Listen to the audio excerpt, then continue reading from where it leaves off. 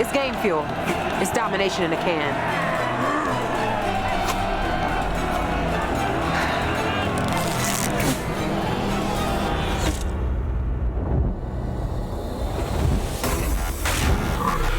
Oh, tastes like loser tears. New Mountain Dew Amp Game Fuel. Victory in a can.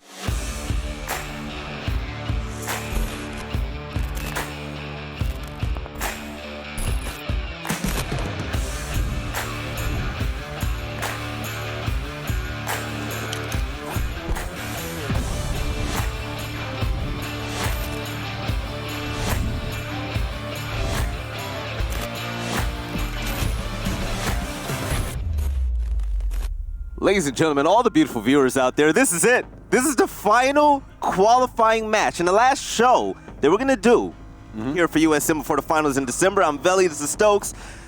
This is it. Yeah. This is it. This is it, buddy. This is our last one. How are you feeling, man? It's bittersweet. You know what I mean? It's bittersweet. This is the first full-time casting gig I ever got.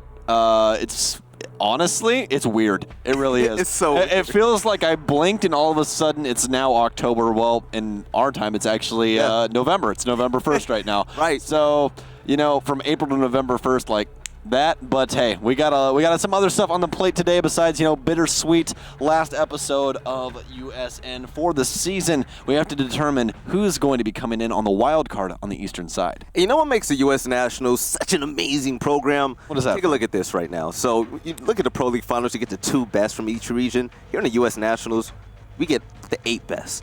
And right now, we see 7 of 8 Pro League teams that qualify. TSM didn't make it. So this last spot is going to go to a team that definitely deserves it. And they're going to fight like crazy to make it to land. So today it's going to be the best of 3. You win that, you go to land.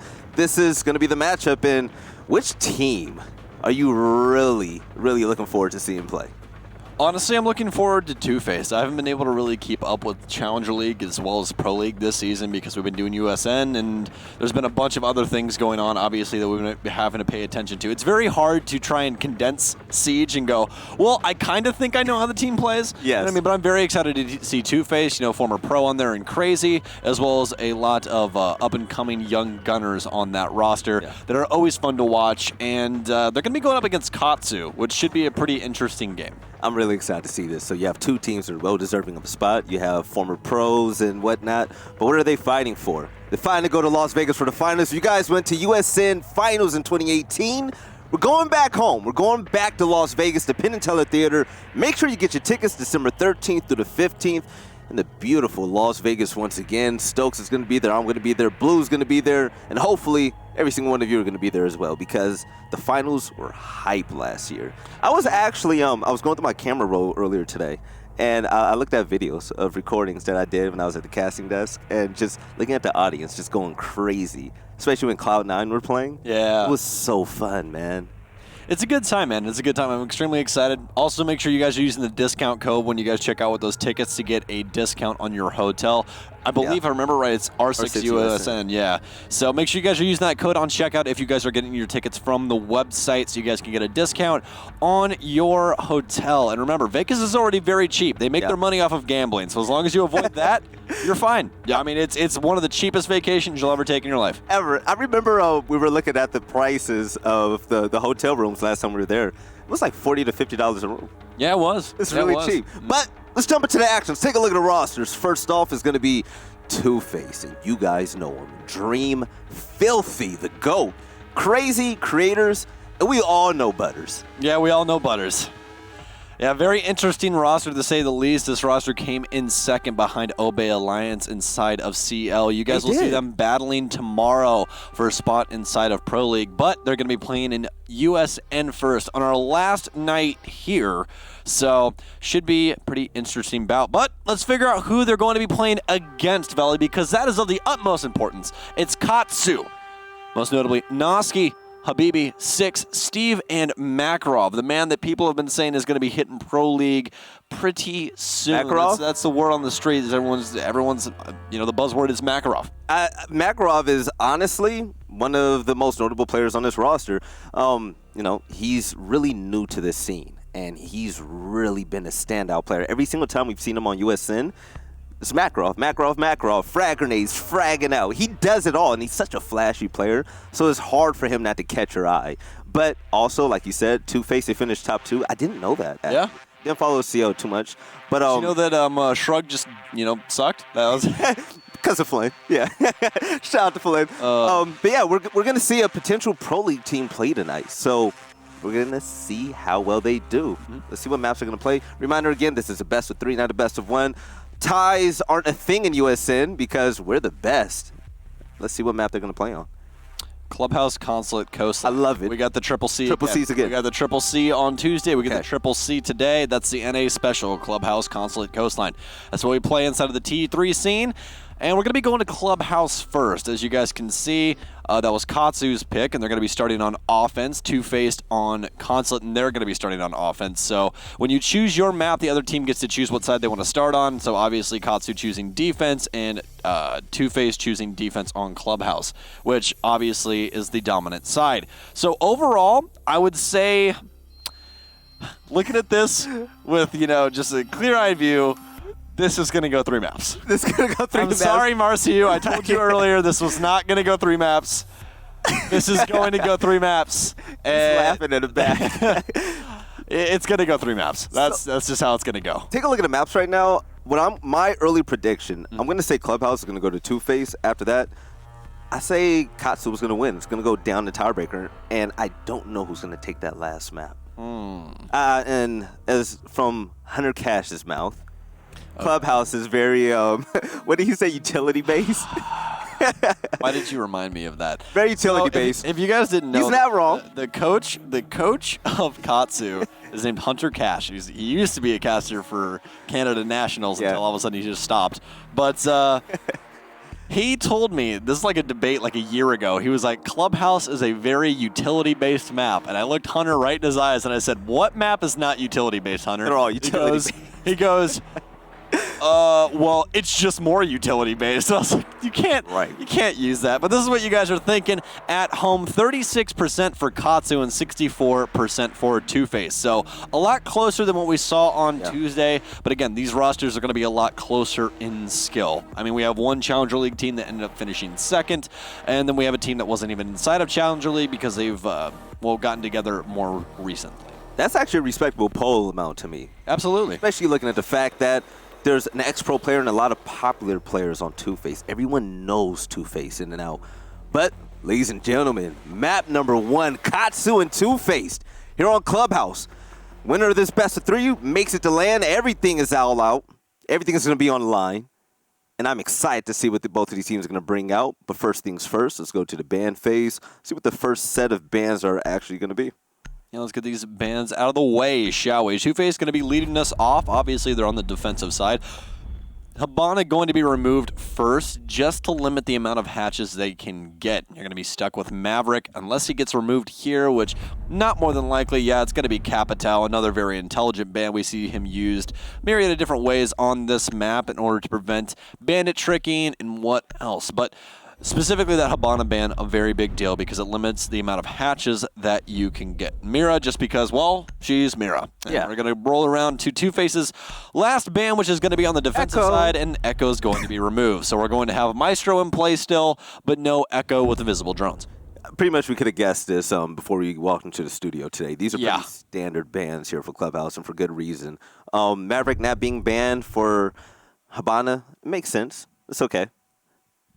But the first set of operators that are currently going to be underway, Maverick, he's going to be a given. And the one thing about Clubhouse, so bringing in 2 hard breachers is standard because there's a lot of hatches. And also Maverick is unstoppable unless you put a bullet in his head. That blowtorch can get things open quite easily, whether it's in blue, when it comes to hatches, CCTV wall, you name it. But the 6th pick is coming in from Creators. He's going to put smoke in the pocket to bring out Castle.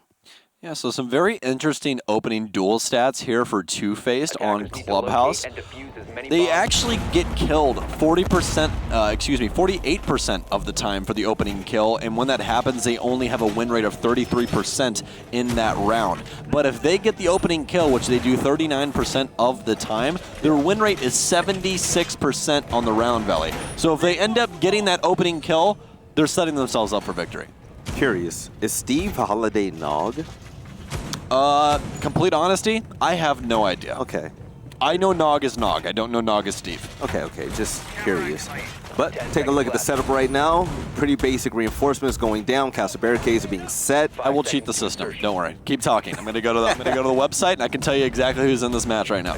All right, so we're going downstairs, basement, and Arsenal. But take a look at this setup. Okay. I wonder if the Rome play is going to be extremely heavy. There's literally nobody on site right now. So this is going to be a pretty cool setup. Usually we see the basics when it comes to this map, but when everything is on the line, it's going to bring out a lot of trick shots. I know the coach, Hunter Cash, and the rest of these players, they studied really hard for this match. And with the drone currently being hacked, Mozzie, who's going to be filthy, is going to be on the right track. That's going to be intel on the side of Two-Face. That's going to be so valuable. Yeah, Holiday Nog changed his name to Steve.fa. Okay, so that is Nog. Holiday Nog was also at the USN Finals in 2018 as well. On Sin. He was on Sinister. Yeah, what was that roster? It was Oasis, Nog, Doodle. Yes, I forgot the rest of the roster. That's when Doodle went Owen. I remember that. I remember that. But we'll hop back into Clubhouse here, folks. So we got that mystery figured out. We now know that Steve is obviously Nog, so you guys will be able to tell everybody when they come into chat who Steve is. Yeah. So, that's a big deal as well. It's a thermite, which means that they've already lost one exothermic charge, and Habibi's already going back for more. If he ends up getting this could be very, very dangerous. Oh, he end up getting it? Did he get it? Still have it. Yes! He put it down fully. Did he put that down fully, Marcio? Something else happened. There's another explosion. I believe, yeah, they blew up the floor next to him, but that was a breaching charge. The breaching charge honestly might have had enough range to kill his exothermic charge. And all of a sudden, the scoreboard's getting lit up from the Katsu side as they're working their way into Mud Tunnel. We do still have some rotations coming through upstairs. It's going to be filthy on that. Makarov working his way in as well as Creators trying to battle back for sight. Diffuser going down, but he's going to need some overwatch here from above. Otherwise, he's going to get one out. And that's all he needs is from the hallway. But Filthy might be able to throw a wrench into things. It's a 1 versus 3 to start things off here on the defensive side. Pretty interesting for the fact that the objective was planted so fast. Even though they weren't able to open up hatches. But Katsu, they're going to come out the gate swinging, winning round number 1 on attack. And that was quite fast. But what I really love is the utility play coming from this team. The fact that they put so much influence on just stopping the hard breach from happening in Kitchen, that was huge. But still, somehow, some way, Katsu were able to get the plant down. A lot of points of attack. And Two-Face, not sure what was quite happening. They did really good defending that kitchen hatch, though, which was great. But unfortunately, the gunplay from Katsu was just way too much for him.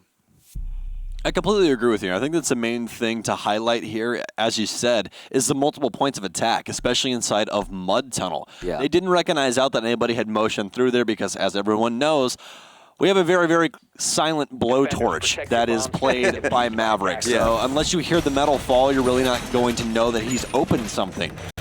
And with that being said, he ended up opening Mud and then motioning in through there, bagged himself a couple of kills, and really opened up all of Armory lockers, which allowed them to get that plant down. That's all the space that they needed in order to get that plant. Already had the holes above. Yes, they didn't have the hatch open, but they didn't need to. They already had the floor blown up around it to be able to hold an angle. They would have had to rotate around the box in order to kill Thermite, which is just not going to happen in that instance. The other issue is that Two-Face had people off-site that did not rotate quickly enough in order to have an impact. Filthy played off-site way too long. And when that plant started going down, he should have made his rotate earlier. Instead, he ends up in a 1v3 and just can't win it out. Now, I thought Two-Face were going to be on the right track. The fact that they had a lot of roamers that were trying to create such a strong presence to slow down Katsu, they seemed to fail. And L after L kept coming up to them as they lost Mozzie and Vigil first, which is a huge blow for the fact that now Mozzie, even though he hacked a drone or two, isn't able to man them. and then Visual dies, so your 2 best roamers are going to be out the picture. That can happen that early in the game. But now, Zofia, she's going to work her way down bottom garage, and she's going to move towards lounge. And the point of attack is slow, but it's going to be methodical. We have a lot of anchor presence down low as well, so the pace has definitely changed ever since Katsu struck first to win that first round. And actually, the Church Arsenal site for Two-Face is a site that they've allowed the most plants on in this entire map. So they've allowed 4 on Church Arsenal, they've allowed 2 on Cache CCTV, and they've allowed 1 on Master and Gym Bedroom. Yeah. So, with that being said, it looks like it might be a little rough on the defensive side for them, but they should be able to pick it up here. They've shifted up what they want inside of their operator lineup, but the main thing is now is they have to try and battle back against all of the soft destruction that Makarov's offering inside of this buck. Yep, right now Butter's trying to work that pistol to get a kill, unable to connect at the moment. And behind bars, there's going to be creators, Bandit tricking as well, making sure no hard breach comes through. Usually we see a post behind there with the cardiac sensor to toss an actual cell and get a kill, but getting killed is going to be Steve. Once again, Katsu striking first, taking out the Kaid players. So also speaking about Nitro cells, that's going to be 1 less for Two-Face. Going to be very rough, especially since you have an amazing shotgun and the likes of that Kaid, as well as those electric claws that are so useful at keeping those hatches locked up. Steve's already had quite a bit of damage dealt to him, but Makarov's now working his way downstairs. There's only a couple of other areas that they really need to take over in order to get a plant down. The main focal point here seems to be Church, as 6 is motioning down blue. They've already rotated out. Did he see him cross? I don't believe that he did. That might be a free kill. He battles back, and yes, 6 actually ends up faltering off. Filthy now between a rock and a hard place as Noski's trying to lock him down. Pre-Fire's rotating through, but Crazy with the kill from AK ends up being able to save his friend's life. Dream now motioning up through Mud Tunnel, but why are you peeking, friend? Get your head ripped off. And now there's presence inside of Mud with Steve on 1 HP. Oh, Crazy holding it down. Crazy gets the triple kill. Steve and Habibi gets absolutely dominated en route to the site, coming in from Tunnel. And he did such a great job doing that. Having not only the cross for his fellow Jaeger player, who's going to be filthy, but he's holding down everything. Yeah, the quad kill coming in for Crazy and Two-Face. They're trying to make a statement. That's how you play an anchor. Yeah. That is how you play anchor. You have to assist the people that are close to you. He's got the cross for his fellow man inside of blue, holding down main, holding down Mud. It doesn't matter. You got an Alda. You don't even have to reload. Just click heads. Close your eyes and spray. That's really all you need, man. Accuracy through volume.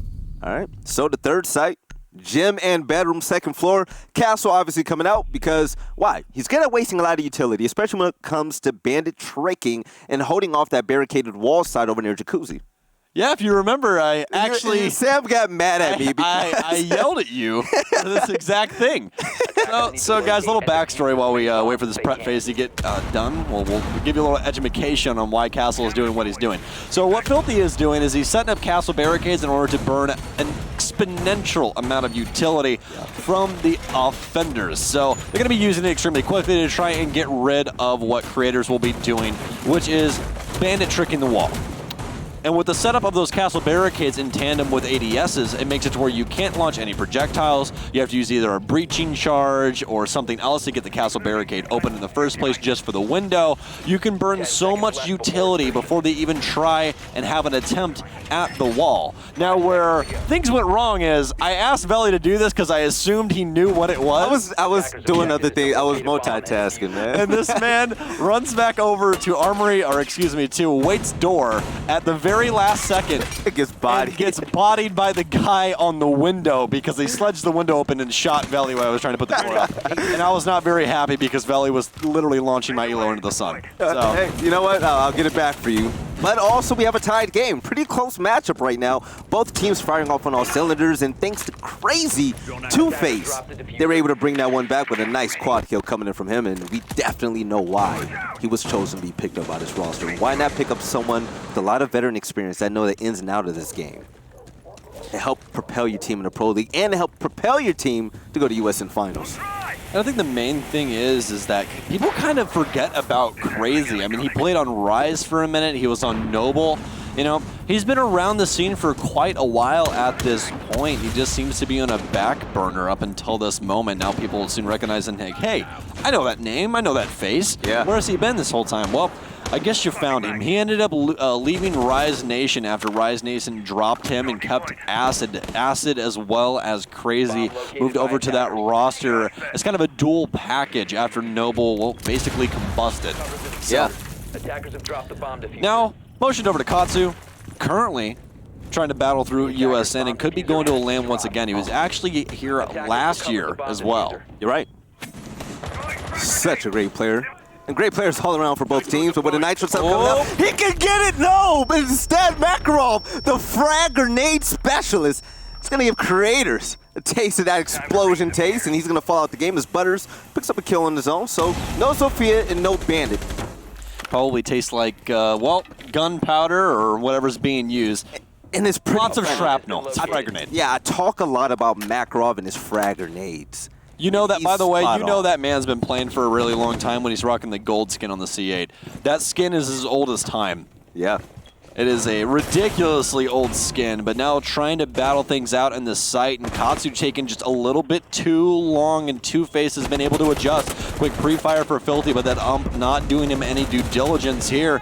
Now trying to fight back, but it's going to get equalized. Oh, Crazy from range, but he can't find the kill. Here's him hop in the window, tries to battle back, but can't make it happen. It's an SMG-11 It's going clutchable. into the post plant. Oh my God, this is clutchable. If he makes the right rotation, all right. Crouch Walker, not able to hear him, but the objective goes down. This objective player, if he could get out of the way, no, he doesn't, so Crazy's gonna catch him. In an extremely clutchable situation, Katsu, oh my gosh, they're gonna pull out this round, Noski, with the amazing headshot, and it was so close. Crazy had the line of sight set. All he had to do was pull the trigger, but it was a matter of milliseconds. So now Katsu, they're gonna be up by one round, almost a crazy, insane clutch. That was just timing as timing gets. And Yeah. to be completely honest, if he ends up bagging that kill outside on the balcony, this round is extremely easy for Two-Face to take over. You're right. And that's just the squirreliness of the SMG-11. You know, sometimes it bags you a kill and sometimes it doesn't, you know? You know what? I'm going to have to give credit to the player that had the SMG in his hands for the fact that, okay, because Crazy is one of the newest members of this roster, it looks like he's been playing with them from the start. He seems to be the, you know, the rock when it comes to this defensive setup. Every time you see him on site, you know, whether it's Mute, whether it's, excuse me, brain fart, Maestro, he does it all. But now, this time around, with 6 kills, he's going to go on Valkyrie. He's going to be the queen of intel. And it's going to be all up to him to make sure that Two-Face is going to be 2 steps ahead of Katsu every single part of the way. No Mozzie's going to be on board, and this is going to be a pretty standard setup. We're going to have Smoke, Maestro, Jaeger, Kaid for the Kaid trick underneath, Bot Lounge, and also Valkyrie. No Bandit. It's going to be interesting. But you know what? At the same time, it's not interesting for the fact that we have a Maverick on board. All it takes is one blowtorch, a hole, and you can shoot that battery quite easily. So you guys can see that Two-Face has broken up the wall on the balcony for CCTV, and you might be asking yourself why that is happening. Well, it's a very good question, chat. I'll tell you exactly why. So they break open the soft wall area before reinforcing to make it to where sound cues go through the wall easier. Breaking that soft wall that is on the outer of the reinforced wall that you're going to put up makes it where sound transfers through just a little bit easier. Can always make it easier for those bandit tricks, but it's not really going to matter when you have a Maverick on the field. It's science. But Steve, a.k.a. Holiday Nog, is going to go through a brand change at the moment, and I like it, man. FA, I'm guessing for free agent. He's going to work this blowtorch and try to get this wall open. All he has to do is get rid of this hard reinforcement, and it's going to make things a lot easier for the Thermite or Zofia to just blow this apart. And just like that, CCTV wall is going to be wide open. Execution's going to be the name of the game, and the first pick is going to mean everything. Drones currently being zapped, and yeah, Two-Face, they want to make sure that there's going to be no intel given to anybody on Katsu at the moment. Nog and Katsu making great time, and Makarov capitalizing on a logistics push. Drop from the hatch, quick bag of Crazy, and all of a sudden they're in man advantage, and they've already got the pinch that they need. They have mans on both sides, opening up Jacuzzi wall, making things a little bit easier if somebody wants to hold the angle for main stairs. But this is how you want your round to go. Get CCTV open, keep somebody on rappel for rotates, and then start pressuring in from construction. This makes it extremely easy to get that diffuser down. The only thing that you have to worry about is garage, where Creators is sitting. Also, you have to worry about the fact that Crazy is now down, so Two-Face, they're going to need that second player to really stand up and make a difference this round, because so far we've seen Crazy in the mix every single time. But exothermic charge is currently underway, and we're going to have another wall open. I'm guessing over there in construction. Pings are coming through, and the intel is given. Katsu, they know exactly what they have to do to make this attack happen. Heavy in construction. And Dream, he's going to throw out a Toxic Babe. His job is going to be to hold down these cast stairs, and at the moment, looks like he's not going to have a lot of attention coming his way, so he's going to have a lot of freedom to roam around and try to show off that playmaking ability.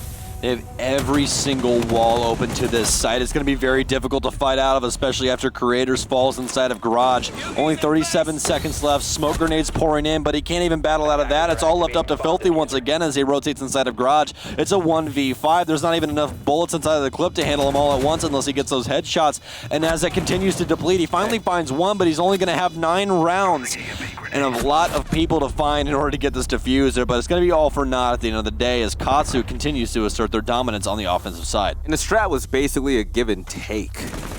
Two-Face gave Katsu a lot of space to operate, and Katsu took the win. That's basically it. I was going to say, yeah, it's a lot of give and take. They mess up everything on site, and then Katsu takes the round win. That was it. The issue with what happened there, folks, is the fact that Two-Face didn't battle for any map control. They just let Katsu have all of it. You can't do that on Clubhouse. Clubhouse is a map that you're allowed to try and battle for this map pressure, and allowing Katsu to just take over construction, take wall, do whatever they want, take over garage, you can't allow that to happen. Otherwise, this is what happens. They get the wall open for construction. They're able to blow open the wall for CCTV. Granted, that one's always a given. You're always going to have that CCTV wall open. That's going into a round, you're going to go, okay, of all the places that they're going to prioritize first, CCTV wall will be open, and then they'll try and focus on garage. Yep. And then if things go wrong, they'll go for construction. But with Katsu, what they did is right when they got CCTV open, they immediately flipped over to construction, and it caught Two-Face by surprise. And the funny thing about that is they had all the info ops in the world to be able to know what was happening. They had Valkyrie, they had Maestro, but apparently they didn't have ears. And unfortunately, the fact that, Crazy was by himself in construction, you only have so many eyes, right? You can only look at so many things at once, and him being a solo player as Valkyrie over in construction, he wasn't ready for the fast play coming in from Makarov to get that early kill from a site that he wasn't even watching, so to say. But secondary drone phase underway. Katsu, they want to fill out exactly what Two-Face are currently doing with this setup strategy. Make sure that there's going to be no roam presence to flank him or stop him from trying to win this round. We all saw what happened last time Two-Face played this site. But Steve is going to be chilling in strip club, and he's going to make his way towards site and make something happen for Katsu. Yeah, pretty steady going so far for Katsu. Two-Face not really able to find much magic so far, and whether it be that they've allocated themselves over to turtle setups or what have you, their aggression has been thrown completely out the window. The only person making aggressive moves is Crazy, and he's doing it from sight. Kind of playing inside of the box, if you will. Yeah. So far, it looks like Katsu's been doing her homework, and Stokes, what's the saying about if you win 2 rounds on Clubhouse when you're on attack, what does that mean for your team? You're good on split, man. That's all you need. That's it. You're traditionally speaking talking about a 4-2 split. If you win 3 offensive sides on the offensive side, that's godly. Of Clubhouse, as you said, it is a god tier setup. You're poised to win the entire map. Right now, little peak battle. Makarov, take a look at Kite, and Kite has no idea that Makarov is looking towards him. Kite, he's going to back right back up. We saw Makarov bank off a few frag grenades to get kills here, his first appearance in USN. And he's going to hold this line of sight until Kitchen Hatch gets opened up and main stairs gets dominated. So Steve, a.k.a. Holiday Nog, is going to work things out with Habibi, and Thermite is going to open up this wall behind bars. The bandit trick comes underway. Yeah. He's going to get rid of that exothermic charge. So one's down, and a refrag is going to happen as the addictive player falls. It's going to be 1 kill apiece for both teams. This is where the Maverick's going to be extremely important. Torching open the wall, needs to try and find some work. It's going to be crazy once again to launch some bullets through, but Makarov with the immediate trade, fighting back and forth through this torch hole, but Noski now putting in some work, but no, it's going to be Dream to counter him out. Makarov's going to bank a frag grenade over, doesn't find him anything, going to do it one more time. This could be the one that kills him, but no, it's just going to be a little bit more damage to Creators and Two-Face. Still have a leg to stand on, especially after capitalizing on Makarov. It's all up to 6. This is one of his signature operators, plays so well on this Zofia. We'll have to see if he can clutch this out. 18 seconds remain, plenty of bullets remain as he throws this other clip in, but he needs to capitalize now. Will they both be holding the cross? Finds one, but cannot win out the gunfight against Dream behind the bomb chassis. I'm going to tell you now the turning point for this entire round. Katsu did everything absolutely right, and Two-Face did a great job defending this site, but what turned around is the fact that Steve, as Maverick, opened up that Maverick hole, halfway through the wall, and he got taken out immediately. And Two-Face were able to utilize that hole as basically, it acted as if a mirror window got shot out. And they were able to stop anything Katsu were trying to do, getting 2 straight kills, one on the objective player, one more on Maverick, and that put him in the lead. And they capitalized. But Jim in the bedroom once more, and of course Castle's going to come out. Yeah, throwing them for a loop. They want them to think that they're going to CCTV. Yeah. So hide the castle until you pick it up. Castle, we traditionally don't see on any other site besides Gym Bedroom on Clubhouse. So we have seen him get picked up for CCTV before, where people will lock down the lounge area that is below the site with those castle barricades. But this is where we usually see him with these reinforced windows as well as a reinforced door in tandem with those ADSs like we were talking about earlier. Last time these two teams played this site, there were a lot of frags coming in from Katsu, from balcony, and also the windows looking in the gym and bedroom. The windows, Katsu, they want to make sure their presence was felt, and they challenged every single gunfight. It was peak central, but on top is going to be Steve. He's 5-5 for Two-Faces. They try to mount this comeback. It's the last round before halftime, so you want to make it count. If Katsu goes up 4-2 on attack, that's going to be pretty scary, only for the simple fact that on defense, things are a little bit easier for your team. Exactly. Defense is traditionally speaking the easier side of the coin, you know what I mean? You're at home, you're the one that gets to set up the map how you want it. You've walked through that map a million times inside of dry runs, you know the ins and outs, the angles, and what have you. But when you're on the offense, you kind of have to fly by the seat of your pants, you know? So, Two-Face, trying to bring things back, trying to get this to the equal split, and that's really what they need. We are going to have Steve immediately run over to Jacuzzi and start torching open this wall. And again, this is a direct counter to what Two-Face is wanting to do. This is where Two-Face ran into trouble last time. Yes, you're able to bandit trick with this setup, but are you able to counter a blowtorch? I think not. You can't. Not at all. So one roamer's going to be in the way. Habibi, don't shoot him, please. Yeah, what are you doing?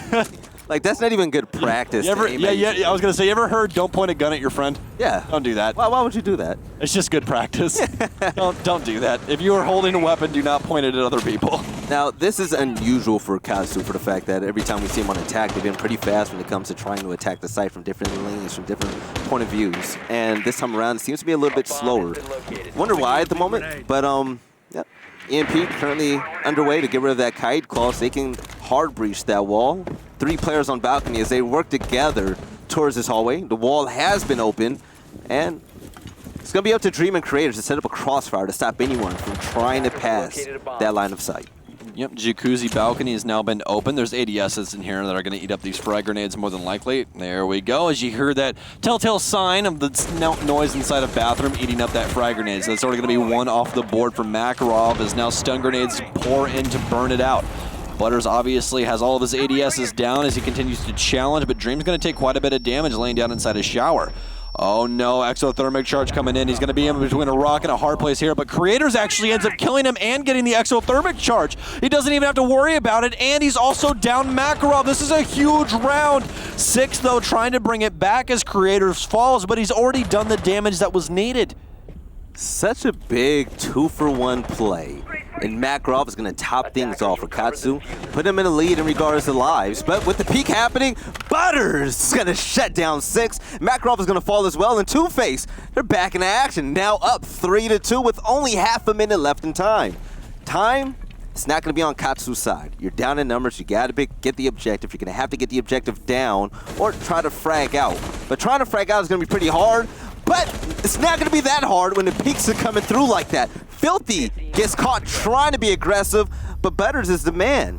Getting that 2K to close out the round is going to be all Two-Face needs to tie things up as we enter halftime. Right gun, right time. Butters has any other gun, he probably doesn't end up winning out that gunfight. The 416C has the highest body shot damage on the defensive side. And as you guys could tell from his screen immediately going gray, he was very, very low HP by the end of that gunfight. So it could have been a one bullet difference between some weapons there that could have spelt disaster. But now we're down to an even split on Clubhouse, and we've been dealing with some games that have not been going the best recently, Veli, where it was just 7-3, 7-2, and that's really how the last couple of weeks of USN have been. A lot of people are going like, what's happening with these games? We don't understand. We want to be entertained. Entertain us, please.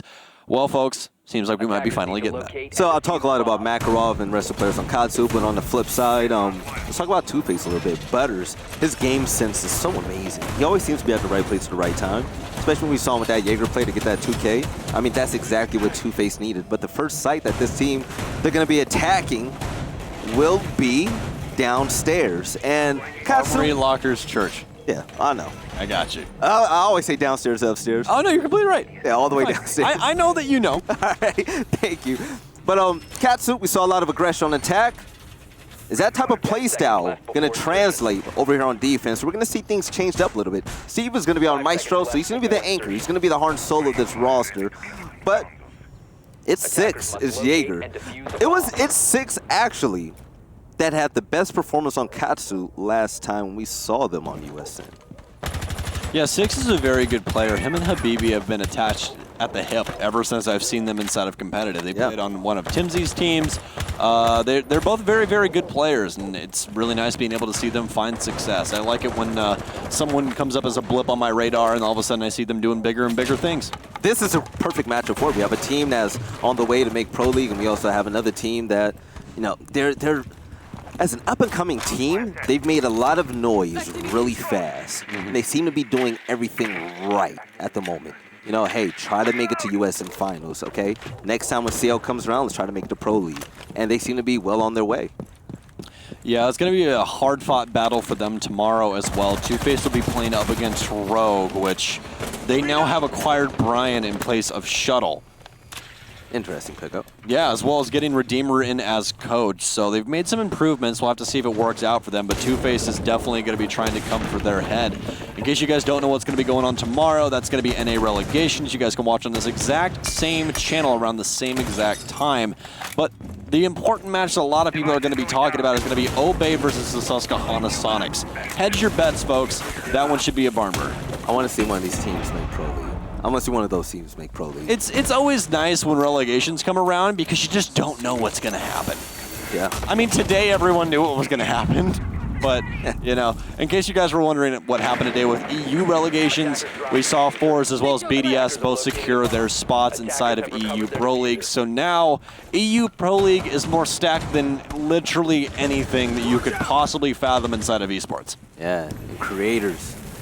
To start off the noise, taking out Makarov. Such a great pick for this roster at the moment. Two-Face, they're going to be in the lead momentarily. As the Bandit Battery is going to get taken out, and crazy is shooting the player in his toes. Player is going to take a lot of damage. That's going to be Kaid as he runs away, and yeah, he's not going to live for long as Butters. He's going to finish the job. Noski and Makarov both down on Katsu. Two-Face with under a minute left so far. They seem to be doing everything right.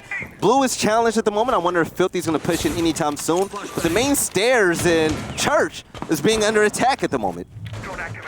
Okay, so this could be it. Utility currently being dumped, and yep, this is going to be it. Next 10 seconds, I expect a lot of frags to go down. Yeah, 5 up in 20 seconds, an immediate frag onto Butters, trying to bring it back to an equalization point. Only 18 seconds. They need to get this diffuser down. It's going to be in Creator's hands. Everyone's trying to collapse onto Church. Habibi's going to falter, and they know he's inside of Blue. Dream trying to battle back, but it's going to be Filthy Sosa from Blue Stairs. All of a sudden, it's down to Steve. He's got the ulta by his side, but Creator's already confirming the diffuser. Oh no, this is treacherous waters now. Plenty of bullets, but not enough HP, and 6 has been downed. Doesn't really have a care in the world. Can he battle through?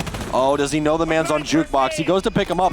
No, you need to help him out, but he's going to get sixed up. Oh, but Dream with the quick move splits the defenders. Who needs your friends when you got a gun by your side?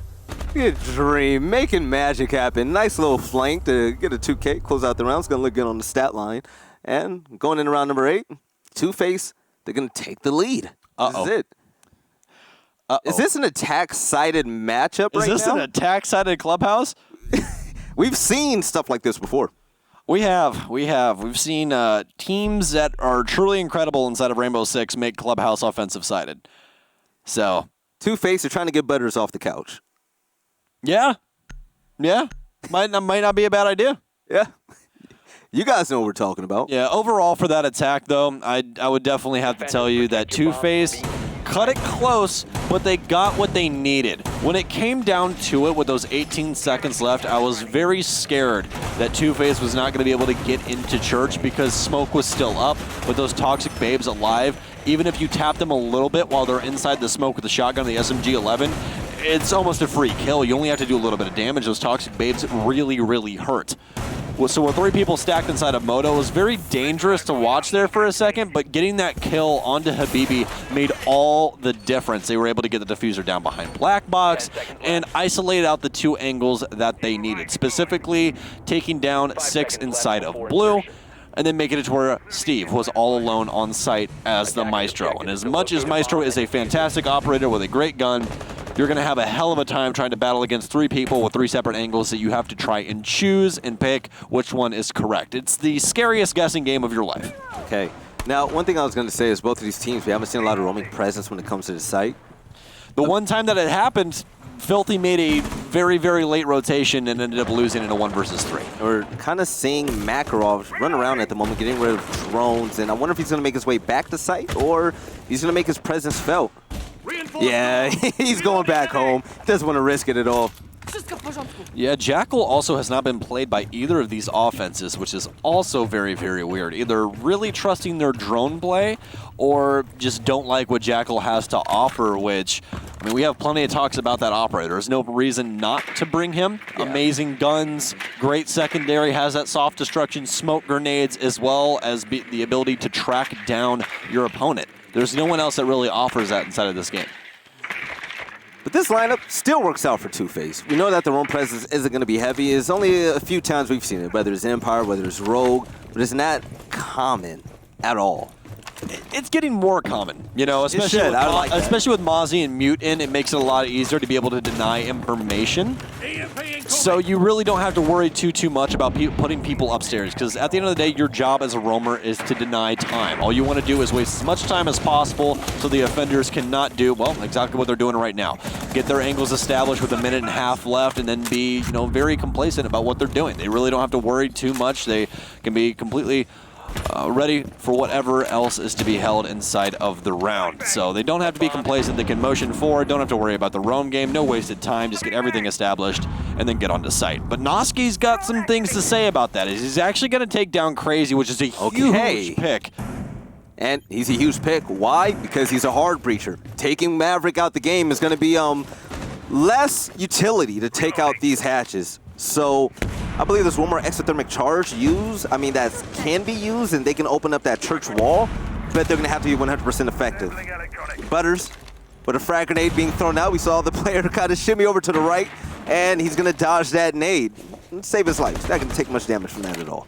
Yeah, Butters just needed to cook that grenade just a little bit longer, but Creator's now dropping into Moto, has Thermite by his side as well. Plenty of map presence now. That almost saves his life, but Filthy with a nice flick and Creators to tack on. It's going to be a full-on takeover of Church, and it's such an assault as, oh my God, Two-Face. What? Definitely living up to the name. They're passive all the way up to the very end, Veli. Then an explosive assault onto the site, and that's all Two-Face needed. They had the information on where the remaining members were, and were able to secure the bag. I wonder what the comms were like on Katsu. Creators got that first kill. Both of those other defenders ran out and were extremely unaware of where Creators was coming from. Why? That shouldn't happen. Comms should be quiet and crisp. Every call out should be made, and I don't believe that call out was actually there. No, more than likely they didn't hear the sound cue. And again, the man's just walking into site. He's not sprinting. He's not doing anything out of the ordinary. He's simply just walking into the site, holding the angle. The issue is that Blue got led up by Katsu. And when Blue isn't held and there's no presence there and, well, someone from the offense is inside of Blue, the backbone of the site is very hard to hold down because all of a sudden, Church is an extremely dangerous place to be because you don't know if you're going to get shot through one of your own holes that you've made or what have you. So what they really needed to do was try and lock down Blue in order to not allow Filthy to rotate through there as Zofia, because that's where everything just went right into the wind. Yeah, so once Filthy got that first kill on Maestro, which was actually pretty sexy, right by that shield, all the focus and attention went right onto that Zofia player, and it allowed creators to walk in, be the playmaker that Two-Face needed. Katsu, pretty impressive on attack. On the defensive side, not so much. Currently down by 2.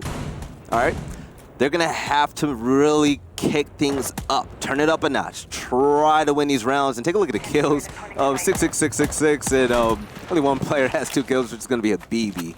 And now, let's see if Katsu can fight back.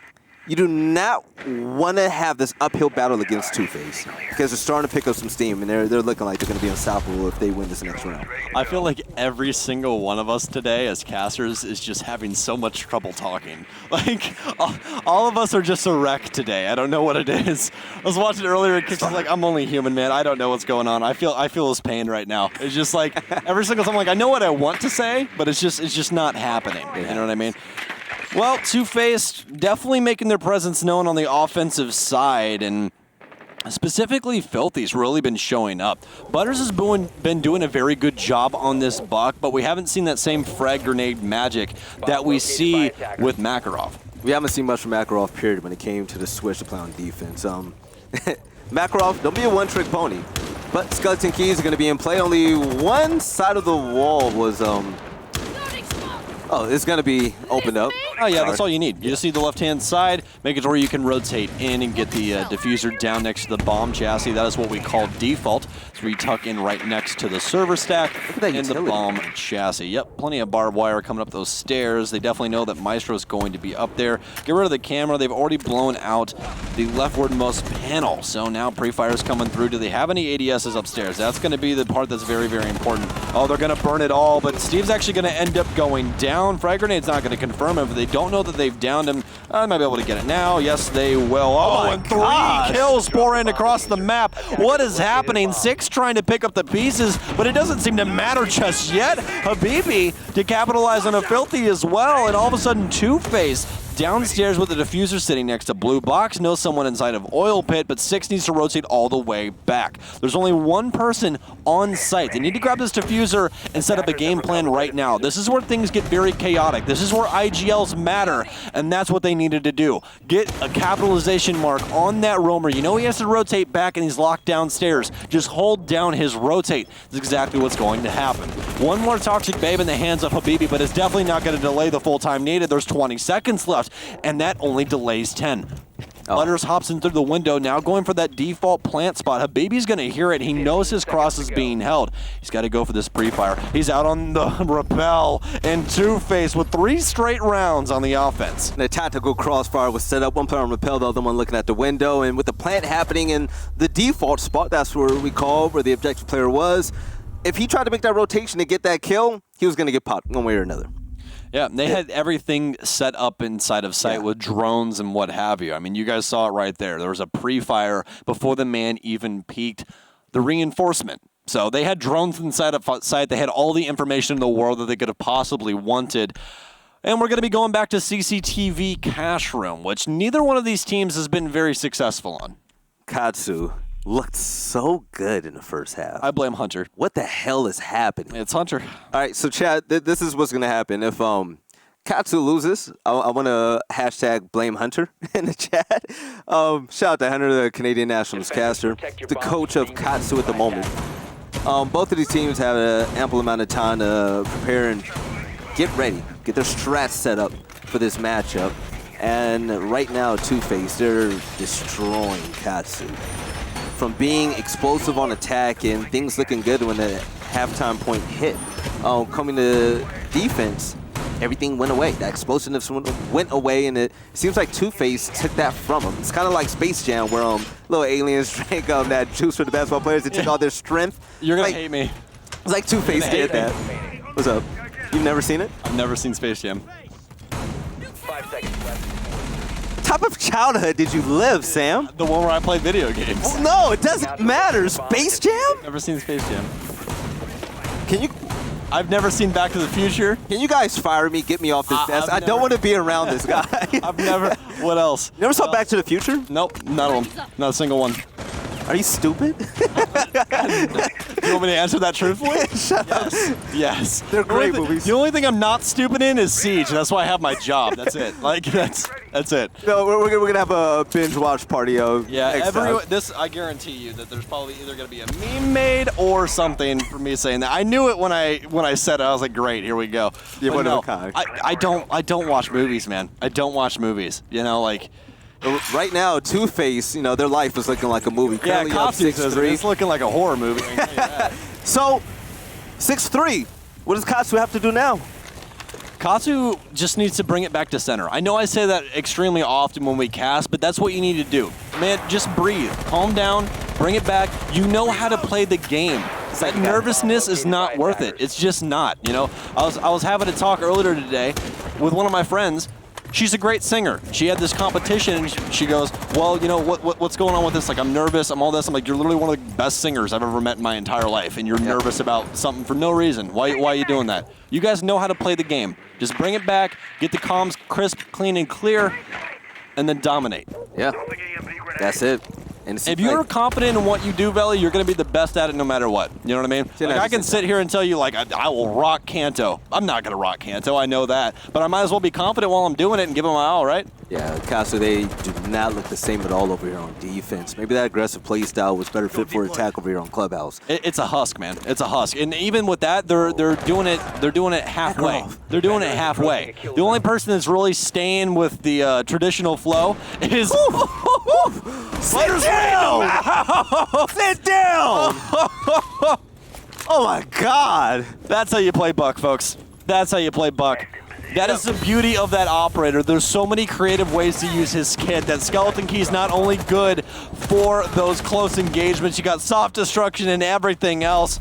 And once again, they're just falling apart. Bringing it back, though, is Katsu with Habibi. Filthy. Trying to bring it back. Currently a 2v2. Butters with the explosive start that his team needed. Now, the odds are even. Valkyrie's going to be alive along with Smoke, so the utility that's going to be on the side of the defensive team is going to be great. Filthy, teasing a few shots. He's going to have to be careful. Valcam currently being shot out. The ping is there, and the little pre-fire battle is going to distract to BB, which allows Crazy to flank up from Cash stairs. No. He's planning right next to him. Oh my God! Oh my God! Full-faced! Oh, the breakdown in strategy from Katsu, I don't understand. How does the... How? Where else did you expect him to be? How? And what disappointed me the most... Wow. With the intel that Valkyrie could have provided for that team, and I just don't understand how they didn't know that the flank was coming up from Castellanos. They only knew where one player was. Everyone just wasn't accounted for. And it allowed Two-Face to make that huge play. Wow. Start off with Butters, and then Habibi came up on that flank, and it was just all she wrote after that. Two-Face, they're going to run away with map number 1. Katsu, wake up. Wake up. This is it. Wake up. If you want to go to land, you have to bring your A game, and I'm not impressed with what we saw on defense. No, I'm pretty upset because for a team that was that explosive on attack, we expect better. You cannot allow so many flanks to happen back after back, and just the defensive setup, the roam presence wasn't there. We saw a lot of early picks coming in from Two-Face to take out players on Katsu. They weren't able to establish, a rhythm. And it showed. Two-Face, the veteran roster, when you compare these two rosters, They dominated, man. Yeah, the main issue is that you're going back to the exact same site that you just had trouble with, and when you go back, you're supposed to have a game plan as to counter what has been going on. And their counter was, hey, let's get aggressive down low. Well, you see how that worked out. Butters really messed that up for him. Skeleton key right into a very nice C8 Butters shot. is so good. And it was overall just, a very, very good showing of skill from him.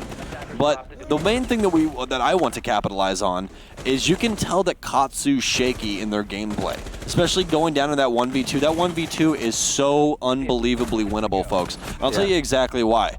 The place that was motioned in through for that Maverick to get that diffuser down is cache stairs. Yeah. And cache stairs is metal. When you step on it, there's a metal ting. It's and then the top of it's concrete. So it's one of the loudest things you can walk on in this game. You're extremely, extremely vocal. It's that as well as wood. Metal and wood are two of the loudest things you can walk on in the entire game. And he walked on that. And then you just had no idea the man was there. So... Oh, Crazy got to flank on the BB. Yeah. Excuse me. No, it wasn't that. He ended up walking through, but the way that he peeked that was the main issue. If he rounds the box instead, Yeah. he gets that kill and he's able to take the gunfight on cache door, but instead he walks cleanly into cache door, and you just sit there and go, where else did you think the other man was going to be? Because there's no other optimal angle to hold. None. And as he's being peeked, his teammate was in cache the entire time. Yeah. Did he not know anybody was coming from the construction area? No one was coming from garage? We all know someone's coming from CCTV door, but no one was watching lounge, cache stairs. It was just wide open. Yeah. They just ran amok on him. Yeah, and again, when you go back to the same site after you just failed at that site, it's either that, number one, you mess something up inside of your game plan, you go, okay, that was just a fluke, it's fine, whatever. Or you go, okay, we really screwed this up. Here's the game plan on how we need to fix what they're throwing at us on the offense. Yeah. And they didn't do that. The only thing that they changed was like, hey, we're going to throw two people downstairs. Well, fantastic. The only thing that they had downstairs in order to help them was they had a line of sight established across the lounge wall. That was it. There's no barbed wire, nothing in order to help them downstairs. And when you don't have that, that's when you have Butters walk in a door and kill two of your people. By the way, Castle made the conference finals with 2 subs. From that last map, it looked like they were playing with 2 subs. So I said last time I wanted to be impressed by the Rome presence. Okay? Subway or Quiznos? Oh man, Quiznos. I love Subway's cookies are the best. Oh yeah, by the way, absolutely. By the way, I agree. They sprinkle something magical in those cookies. But Dream is 19. Jeez. Okay. Two-Face, really impressive team. But like I said, I really wanted to be impressed by the Rome presence, and they did exactly that. It was like they were listening. Okay, so we had, I believe it was Makarov and It's 6. And It's 6, he was in a position where whenever I'm playing ranked and you hide right to the side of a doorway, I always say to my teammates, okay, this is either going to be really good or really bad. That was really bad. And It's 6, it was just a quick peek from Butters to go ahead and get that 2K. You know what the issue is? The issue is that Katsu played completely default on that entire map. The entire time. There's and nothing the thing special. is like they have a coach. So why are you playing default on most of these sites? Like everything. We have a maestro inside of garage, default. We have people playing on site with established angles over the top so you can smoke out default or default plant. That's a default thing. Yes. We don't have any magic happening. The only thing that we had that was a change-up was, hey, we're going to throw some people downstairs. But you, again, if you're going to do that, you have to offer them utility to get the job done correctly.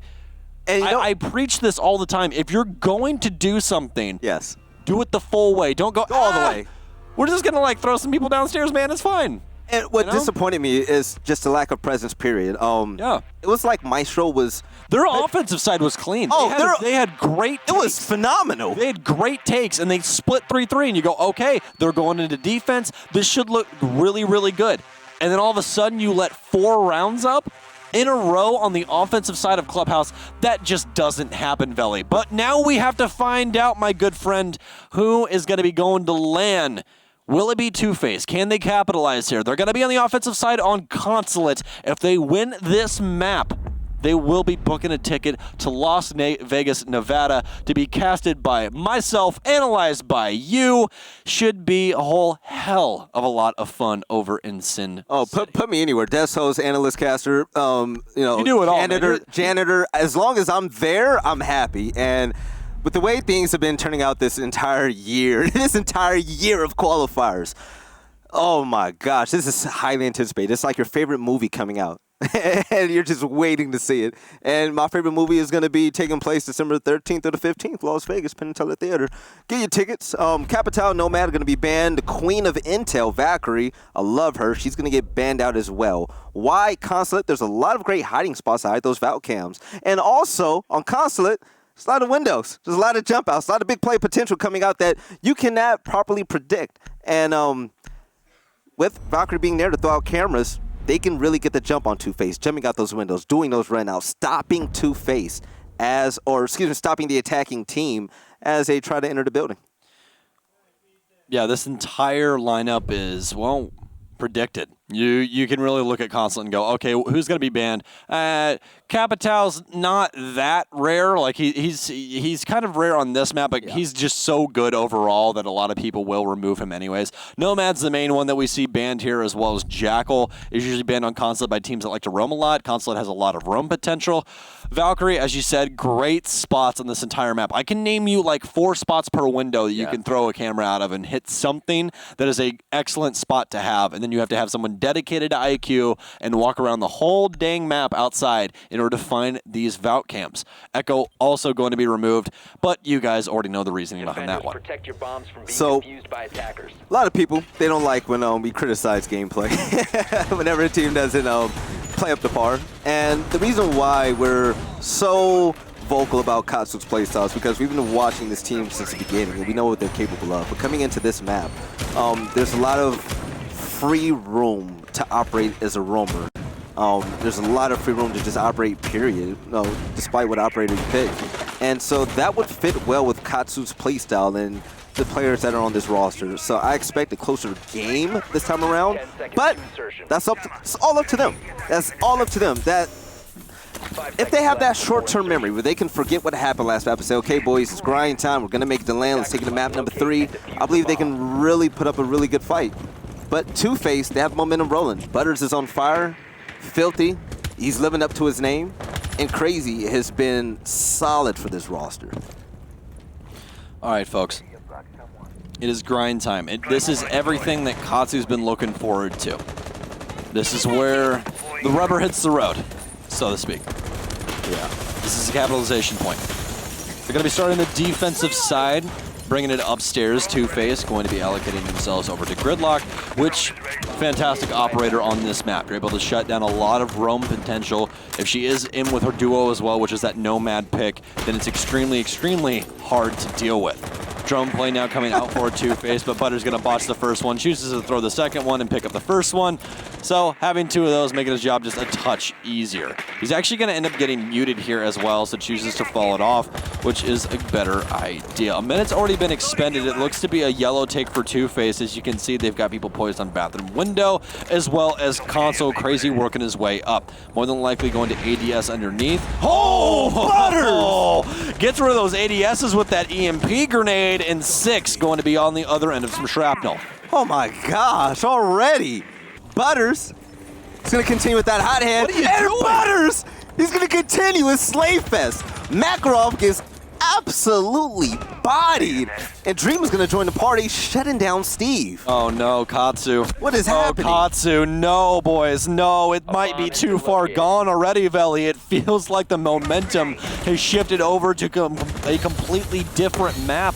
Habibi's getting smoked off. Toxic Babe out. They now know where he is. It's a pre-fire. He knows he's behind the shield. Butters, and that's going to be a Two-Face with a flawless round, and specifically Butters, the main man himself, with a 3K to start us off here on Consulate. Imagine just chilling on yellow stairs. Frag grenade comes and bops you. Makarov makes a risky peek. That was a really wide peek as well. No intel as Mozzie provided to him. I mean, he knows that somebody's out there. He knows that someone's going to be out there, and he was hoping that he was going to win that gunfight. But I didn't think that he was hoping that Butters was going to be at the end of that doorway. There's a difference between people that you see do this every single day of their lives. Yeah. You know, the top end of professionals we're talking about, like Joystick, Kanto, Vertical. All these guys are these amazing, amazing fraggers. And there's one thing that they always respect above all. Yes, I'm going for this kill, but I make sure to keep my body safe first. Yep. And that's what they always do. And that's something that's, especially even for me, folks, like when I go play, like, you guys know, like I'm an Ash main. I just literally like sprint the building and try and kill people. And it's something that I've even had to work on myself of toning myself back and going, okay, I want these kills, but above all, if I can kill him and stay alive, that is the best avenue in order to do it. And for that, just a little bit of overcompensation on that wide swing gets him, as you said, bodied. There was no way you were making out of that with two people on two separate angles on that door. But overall, an amazing take by Two-Faced on yellow. Good utility usage with the EMPs to destroy the ADSs on the staircase. So what happened there was, the EMPs of the Thatcher, Crazy threw them on top of the vending machine that sits below to elevate them so the radius would touch the ADSs that were sitting on the floor upstairs. Yep. Incredible usage. I have not seen someone do that in a while that we've seen on screen. So just very, very good usage of those EMPs by Crazy. One thing I will say, Marcio, hold up the stat screen for a second. All right, so take a look at Team Dunkin' Donuts right Oh, now. no. Thank you, Marcio. Oh, no. All right, so, no, seriously, I'm trying to make a point. Take a look at Team Dunkin' Donuts right now. No kills at all. And why? Wait. I was telling you, they're in. Letters is inside. The plane is going down. The plane's going down. Get the kill. Oh, they're going to follow it up, though. That's going to be Butters with two. It's a trade. No. Everyone's still upstairs. The plane hasn't even been confirmed. Dream's going back forward. It's going down inside of Kitchen, but they're inside of their house. They're stealing the cookies out of the cabinet, Veli. What is going on? Makarov and the rest now need to try and battle back. There's track stingers and everything to try and deal with. They have every angle under the sun to try and fight back. But the diffuser's already almost at halfway mark, and there's no angles upstairs. And Two-Faced just asserting their dominance over Katsu. How do you prepare yourself for that? Mozzie and Maestro, all that intel, but none given to your team.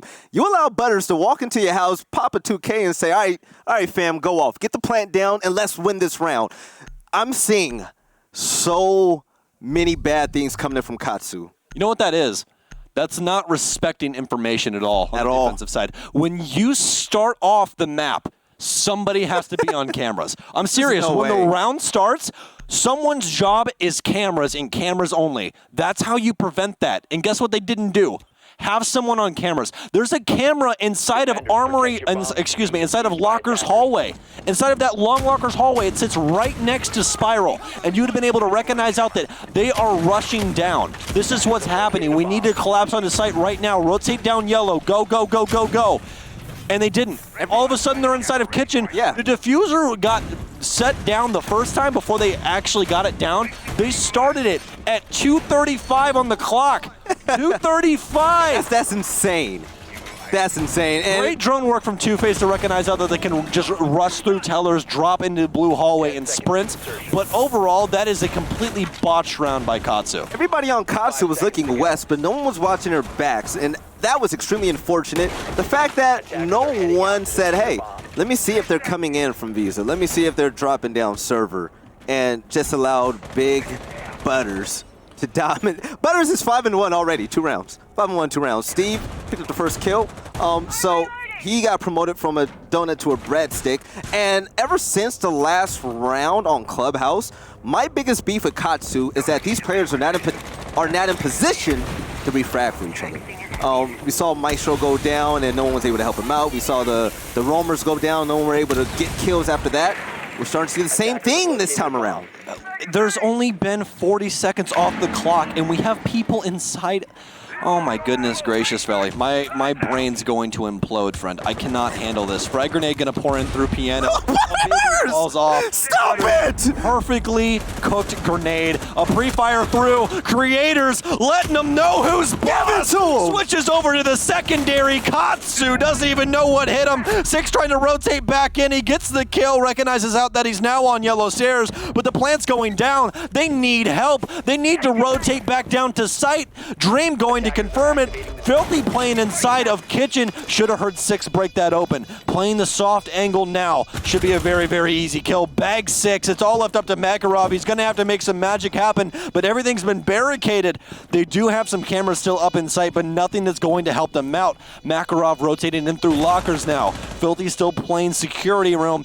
Could capitalize on this last kill. He's going to break down the kitchen door, but as you guys saw, Filthy's already got the angle. This should be an easy kill for him. And guys, we've only been in this map for what, 2.5 minutes? I mean, I don't even know, Vel. And they already got 3 rounds on the board. Stop it. I am sorry. I know I'm a loud person. I know, chat. I know. But God bless, man. What are you doing, Katsu? Wake up. This is for LAN. Makarov with a Russian name, his team needs to start playing like they're from that area. So unfortunate, already down 3-0. It's Two-Face. They're going to be up 3-0 on attack, on consulate of all maps. Butters is lights out. Butters is lights out. I'm going to have an aneurysm. You know what? If Two-Face wins, the producer, he's going to say, okay, guys, who's going to be your MVP? Hey, And Marcio. it's just going to be Butters. I lied again. It is going to be a 2-0. I'm sorry. For the MVP, I take it back. For the MVP when Two-Face win, can we just get a picture of Butters and just slap it on the screen and just leave it there to the stream ends? If Butters does that at USN, I will get Butters, just the name Butters tattooed. Lord Butters. On somewhere. I'll get it. I swear to God, I'll do it. He has more kills than everybody combined on this roster. Stop it. Yeah, it's... I don't know, man. This looks like a King George stack against a bunch of Vellies. This just shouldn't happen at all. The main issue is here, just to get into the analytics to allow you guys to understand what's happening if you guys don't and why break it down to accomplish things. Katsu is breaking down. You can tell that this team is a husk right now. There's nothing going positive for them.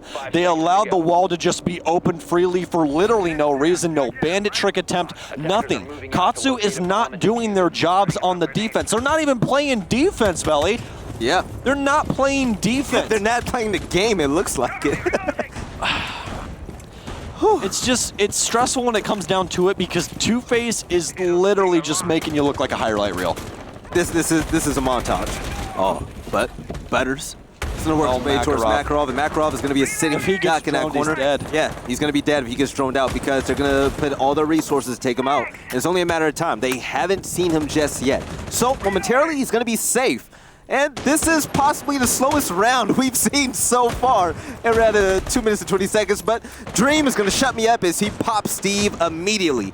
Got promoted to Doc, and then Doc got demoted to the graveyard. You have to feel for Katsu here, because they're trying everything under the sun in order to fix the issue. Six, what are you doing? Sit down, go to your grave, friend.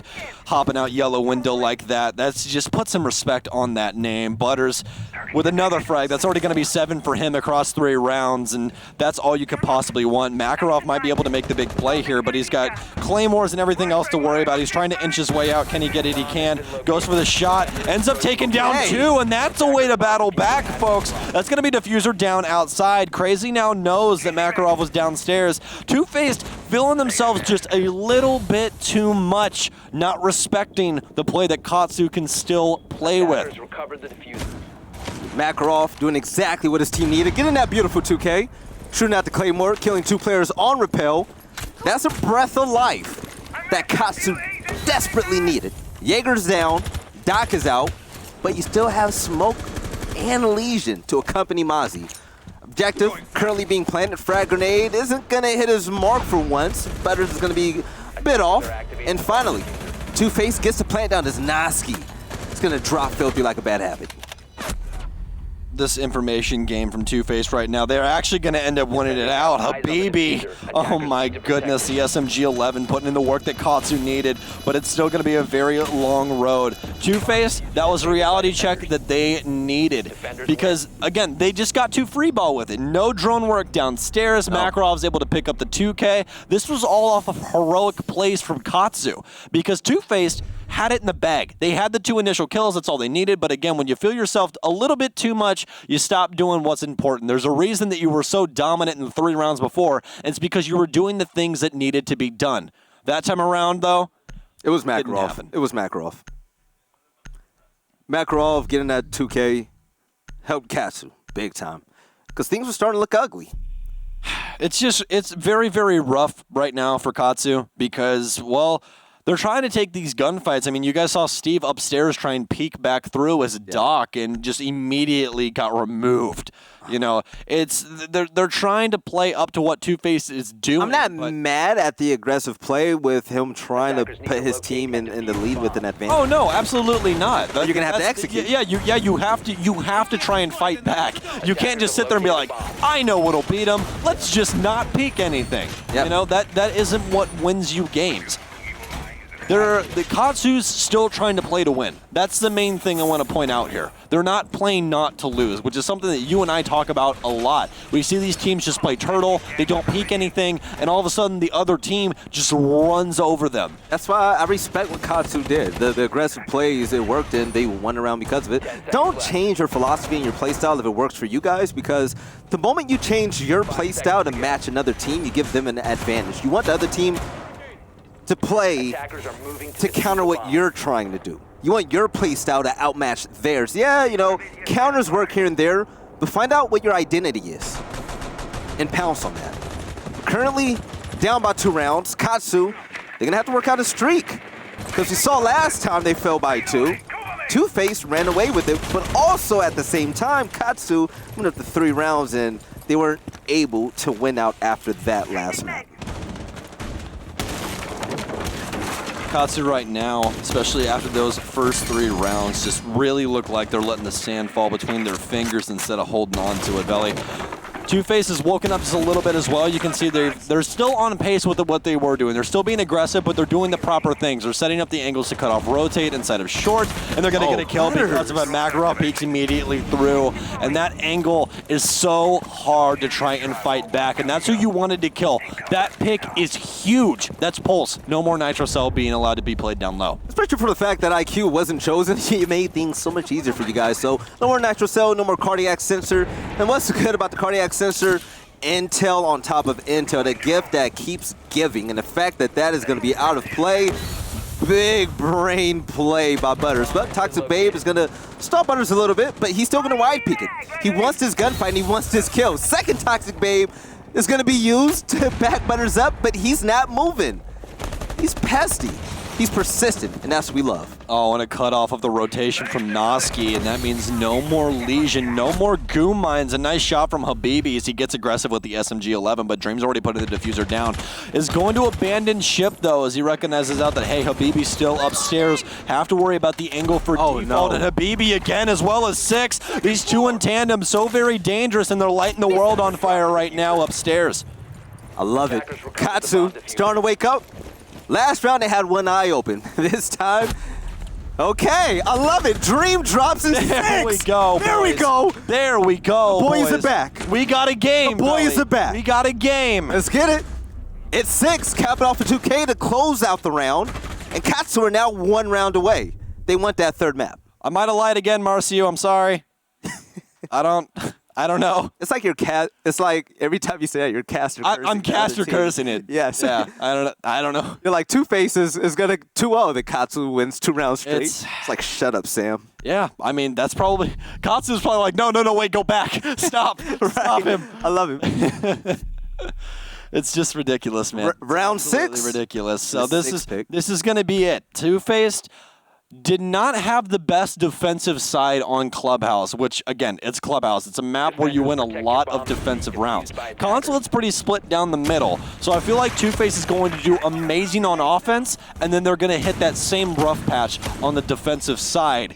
Unless they're able to capitalize on a roam game. If they're able to capitalize on a roam game, then I really see this going into their favor. But Katsu also looked very dominant on their offensive side of Clubhouse. So I feel like if this goes down the middle again, Belly, we might be going to a map 3. And it's pretty funny you say that because I believe the strongest part about Katsu is going to be the roam game. But also, the strongest part about Two-Face so far is just destroying and dismantling the roamers. So there's going to be a matchup that's going to be pretty fire to watch. Round 6, the last time we see Katsu on defense, says Natsuki is going to bring out Mira. First time we're going to see her this series. We don't see her often, but when you do, it's definitely a treat. The one-sided windows are going to help out the defenders greatly, and it also helps out the fact that she has a nitro cell, so great utility all around. But Katsu, can they watch their backs? And you see a player working towards server underneath that hatch to make sure that Two-Face aren't going to be sneaky with any type of attacks or flanks. Natsuki opening up holes. He's going to have a great line of sight as the exothermic charge is going to be used immediately. There's going to be no type of defense coming in from Katsu. And why? We don't have Katsu, we don't have Kaid and we don't have Bandit in play to counter it at all. A very weird Mira setup here from Katsu as well. We do see her down here quite often, but now with this exact setup, we usually see both of the Miras dedicated inside of the security room with a small office downstairs. But we will have one set up on the kitchen wall instead. Still going to have one of them facing inside towards garage, though. Makarov going to be doing some work upstairs, takes down Butters. That's going to be a huge pick. Butters been able to capitalize on a lot of things so far. And this Mira setup actually might be throwing Two-Faced off just a touch. Smoke grenades going out, that's what they're going to need. Do still have to worry about some people upstairs, specifically going to be that roam game of Makarov, but it gets shut down, and this is going to be plant. They're going to know someone's down in yellow, but what the hell was that shot out of nowhere? Capitalization marks going everywhere. Okay. And yellow stairs shut down. Katsu equalizes with 3 back against the 3 of Two-Face that ran it up early. Would you say that Katsu found out Two-Face's game plan and said, okay, you know what, they're going to be rush happy, they're going to be overly aggressive. Let's not get into the whole counter game. Let's let them run into us. Two-Face slowed down. You're going to say Two-Face slowed down because they ran, actually, when they ran into sight, especially Crazy as objective player, Crazy went in for the kills. Went in for the kills with the diffuser, and they got gunned down. I believe it was Natsuki that got that kill. But one thing I really love, by the way, with 6 rounds underway, this being the 7th, Butters has deleted Makarov in about half of those rounds. Makarov gave Butters a taste of his own medicine and shut down arguably the best player in this entire lobby. Now, 3-3. It's going to be anybody's game. Two-Face's main prerogative for that round was, we just need to get onto site and we'll get this diffuser down. Yeah. And the issue with that is they really didn't play any information game off of site, and that's where Makarov was able to capitalize, and he sort of started the snowball down the hill, you know? Right. Push that thing off, and all of a sudden the rest of Katsu just comes alight. And they weren't able to win out those gunfights. Those early rounds that Two-Faced had were because of, yes, mistakes by Katsu, especially in the information section, but because they were just winning gunfights. And sometimes it just comes down to the simplistic fact of, hey, I'm shooting you, you're dying, and you're not able to shoot back. Katsu all of a sudden started shooting back. And that's how we got to this 3-3 mark. Now, the main thing is, going into this split, can Two-Face stand up on defense? Because if they can't, we're going to a map 3. If they fall in line with what they did on Clubhouse on their defensive side, we are most definitely going to a map 3. The leading fragger on Two-Face was Butters in the first, well, currently, but around the second round, Butters had about 5 to 6 kills. He only has 7 now. So this is definitely a heat check coming in, and Katsu, they're going to test him. They say, okay, you know, you think you're hot, we're hotter, we're going to fight the fight, and we're going to give it right to you. But on attack, it's 6, it's going to be the Ash main, and Steve is going to put in a little bit of drone work, fill out what type of play Two-Face is going to throw at him. Avoiding the pest, the drone phase is going to be okay. He was able to snatch 1 drone on defense is Mozzie, so that was going to be a great catch for Filthy. Spread out some intel to his teammates. Utility currently being dumped as well. And despite what we saw from the very fast and aggressive game style coming in from Two-Face on attack, Katsu, they're going to have a different approach as they come in from admin and work their way from back to front.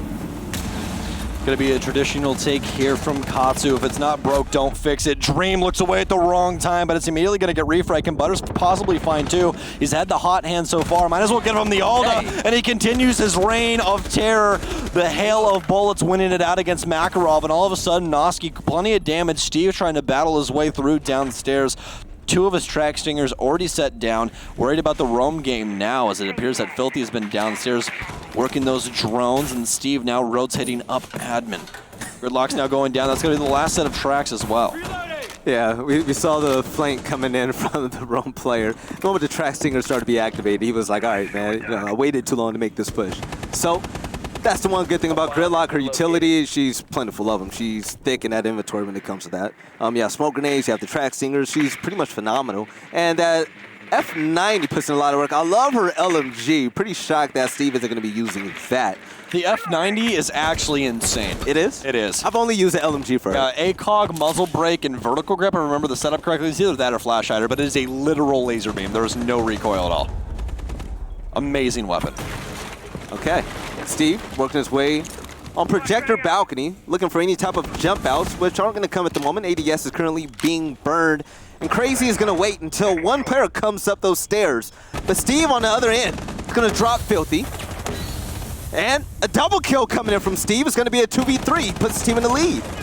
Oh no, it's all falling apart in their hands. They were 4 up, they thought they were good, they were just trying to delay time, but Katsu finds their way through. A quick shot towards the window, but no Katsu, and specifically Steve winning out round 7, and Nog, my God, man, what a round from him.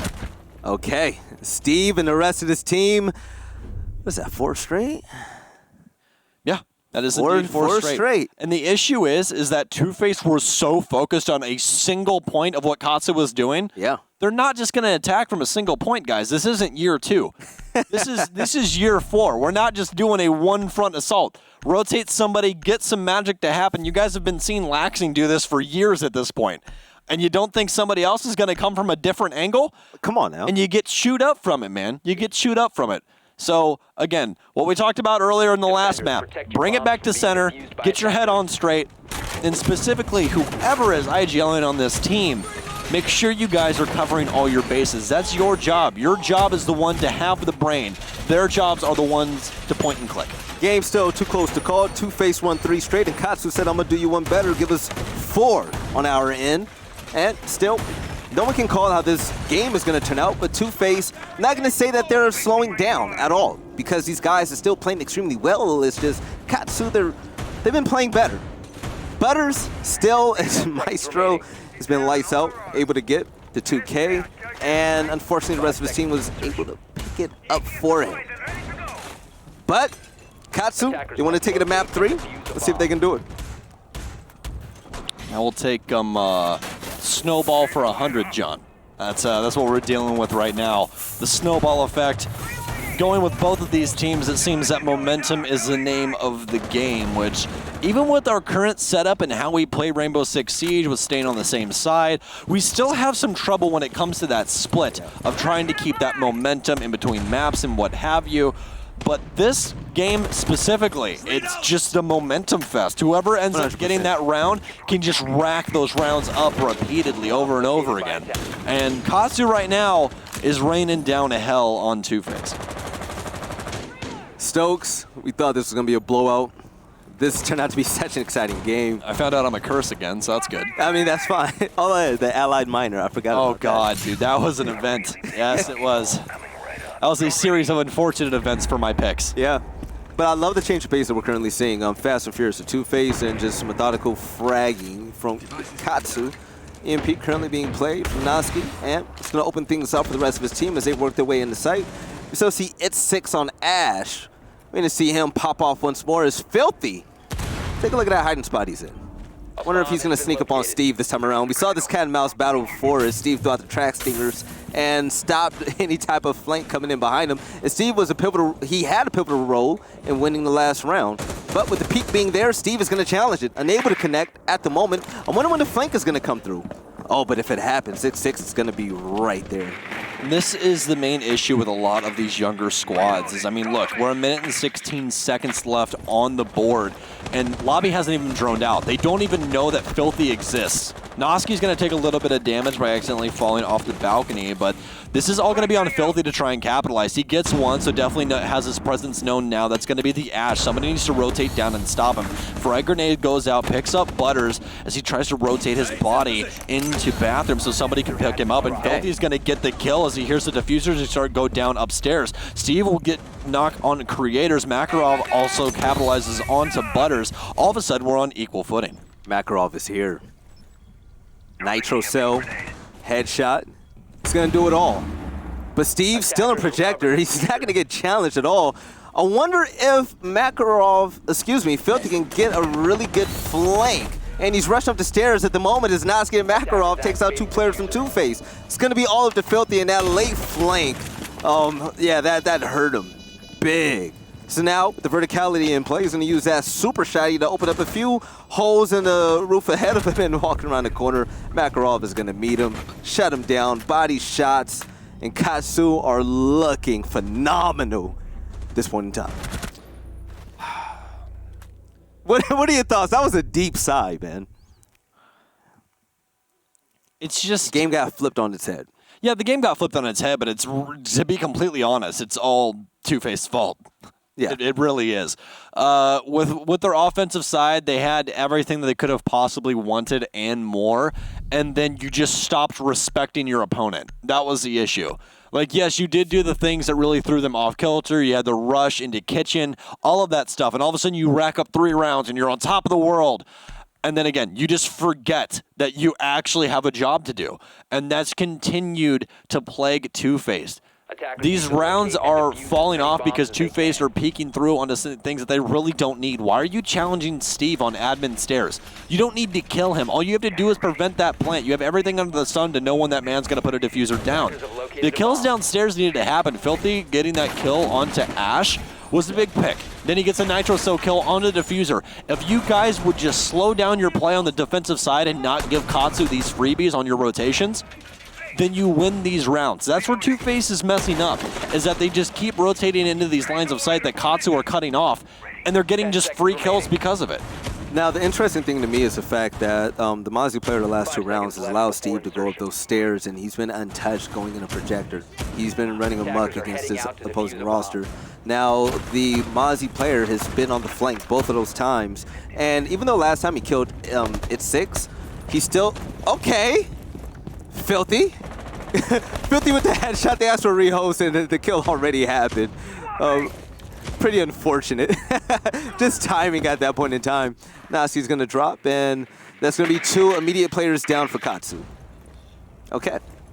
Yeah, and they have to play through this. This might be the momentum shift that they needed, and that's Noski as well. Hasn't been exactly lighting the world on fire, but that's perfectly fine. Again, that's still going to be a pick. Now, the context of what I was talking about earlier, so the rehost could have happened if a player didn't die. Oh, that's Thatcher. Yeah. If a player didn't die, or if it was within, or no, if a player took any type of damage on both sides, or if they called it before a certain amount of time, I believe is the prep phase, but it was just too late. By the time they hit the chat, a death already happened. So pretty unfortunate in regards to timing, and the frag grenades coming through. It's 6, racks up a headshot on Creators.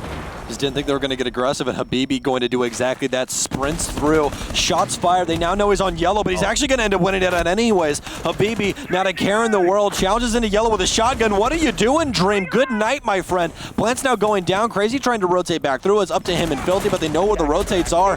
These are all going to be on those default sides. A nice Nitro Cell, but the diffuser's been down, and this is one of the hardest sites to try and play a post plant from the defensive position. They have 2 people to worry about. Plenty of damage still to be had. He's going to sprint out.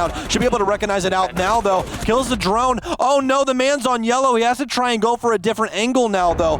Do they have the kitchen hatch open? It doesn't look like it. He's going all the way upstairs. Somebody needs to stick this diffuser. 6 is wasting so much damn time. They're trying to hunt him. Guys, just somebody get on the diffuser. What are you doing? They're both still here. You have to get on that diffuser, Crazy. It's already over. You don't even have enough time. Oh my goodness gracious. What in God's name did you guys just let happen? How did they win? Two...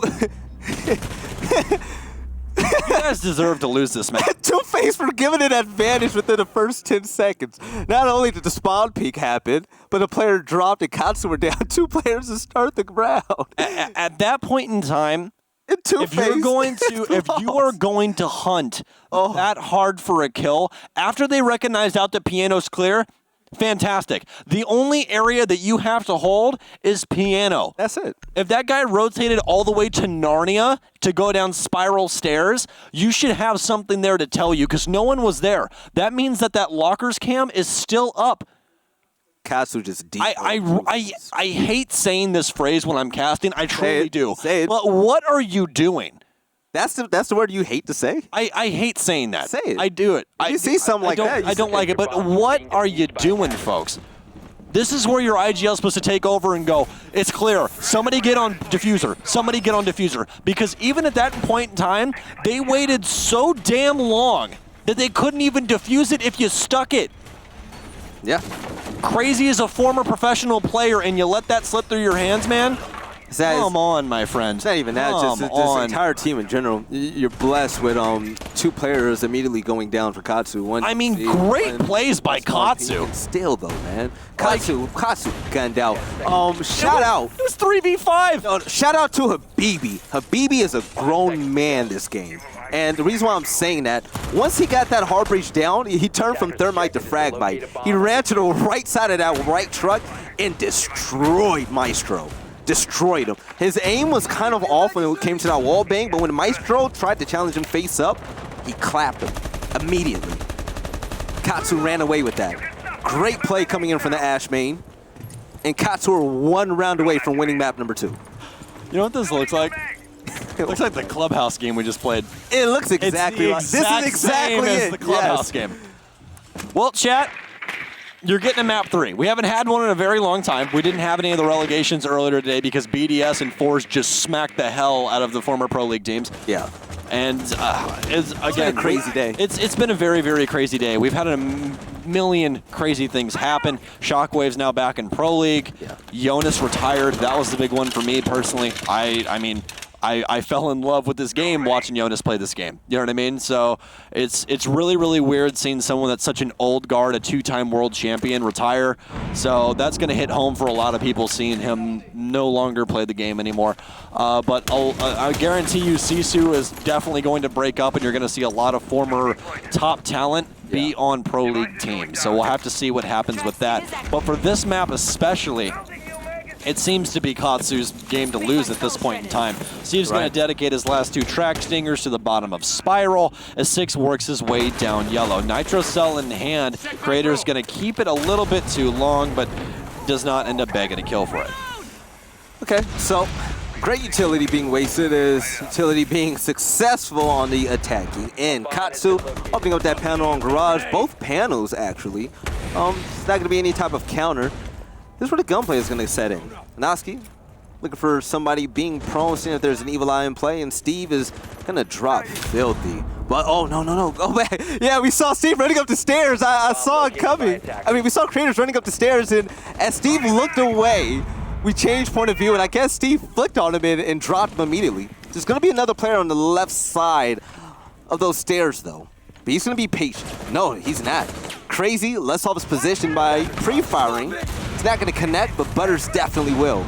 Two-Face looking rough at the this This Katsu is just destroying him. Oh no, goes for the prone with the M590, but he's going to get followed up by 6 on the flank. All of a sudden up to Crazy. He's going to have to do something with this namesake, but it's not going to happen. And all of a sudden we're going to a map 3. Shout out to Katsu. Shout out to Katsu. And like I said before the map started, the reason why we were so hard on this team is because we know what they're capable of. Oh, absolutely. And they're capable of doing exactly that. Yeah, I guess those 3 rounds straight really was just a punch to the gut. Really just woke them up, huh? It was. And like I said, shout out to every single one in this lobby and the coaches responsible on both teams because they've been lights out. These guys came to play. They came to play. Even though it's been blowouts, both maps, 7-3, 7-3, they've still been extremely close. A lot of big plays coming in left and right. And Katsu, they're going to tie the series 1-1. That means we're going to overtime. Yes, we are. And if you guys aren't used to us going to a map 3, which you really shouldn't be, we haven't done it very often here, we have a break in between the second and third map so people can go use the bathroom, and specifically we can go and get water and not die. But that map overall was just the Katsu show. It started off so well for Two-Face, but Katsu eventually woke up. I don't really know, maybe drank one of our Mountain Dew Amp game fuels. I couldn't tell you, Veli, but they were on fire. All of a sudden, their offensive side was just so very aggressive. They were doing all the proper things, able to isolate out all of the rotations needed to shut down this defense. And the main thing for Two-Faced is they turtled.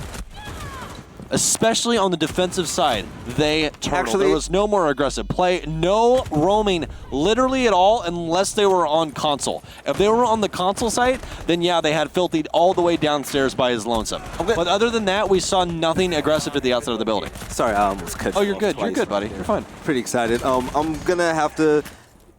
I want to say that they weren't aggressive when they needed to be, but they were too aggressive when they didn't have to be. One of the determining factors from this win, I want to say all out is going to be Steve. Steve has been one of the slowest moving players on this roster, in this lobby entirely, and he has been racking up kills left and right.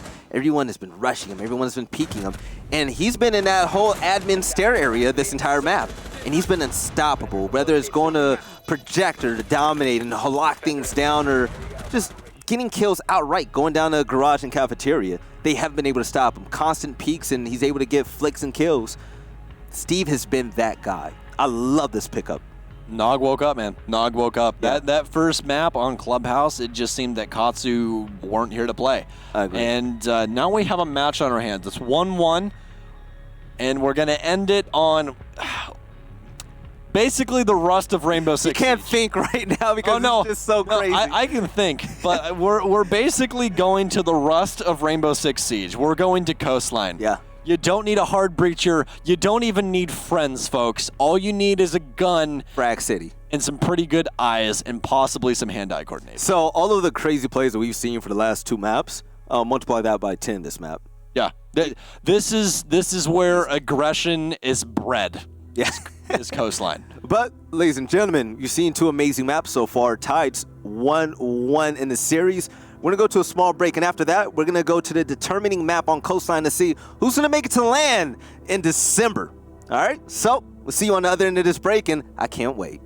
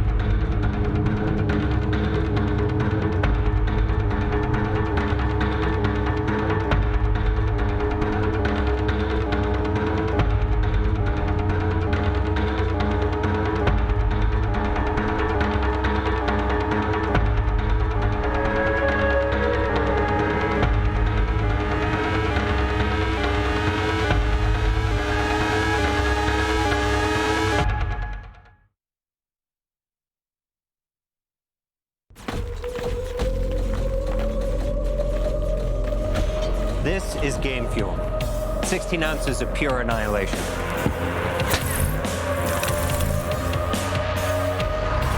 Perfect for finding the second to last man standing.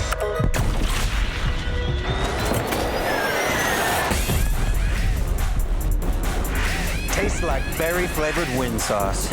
New Mountain Dew Amp.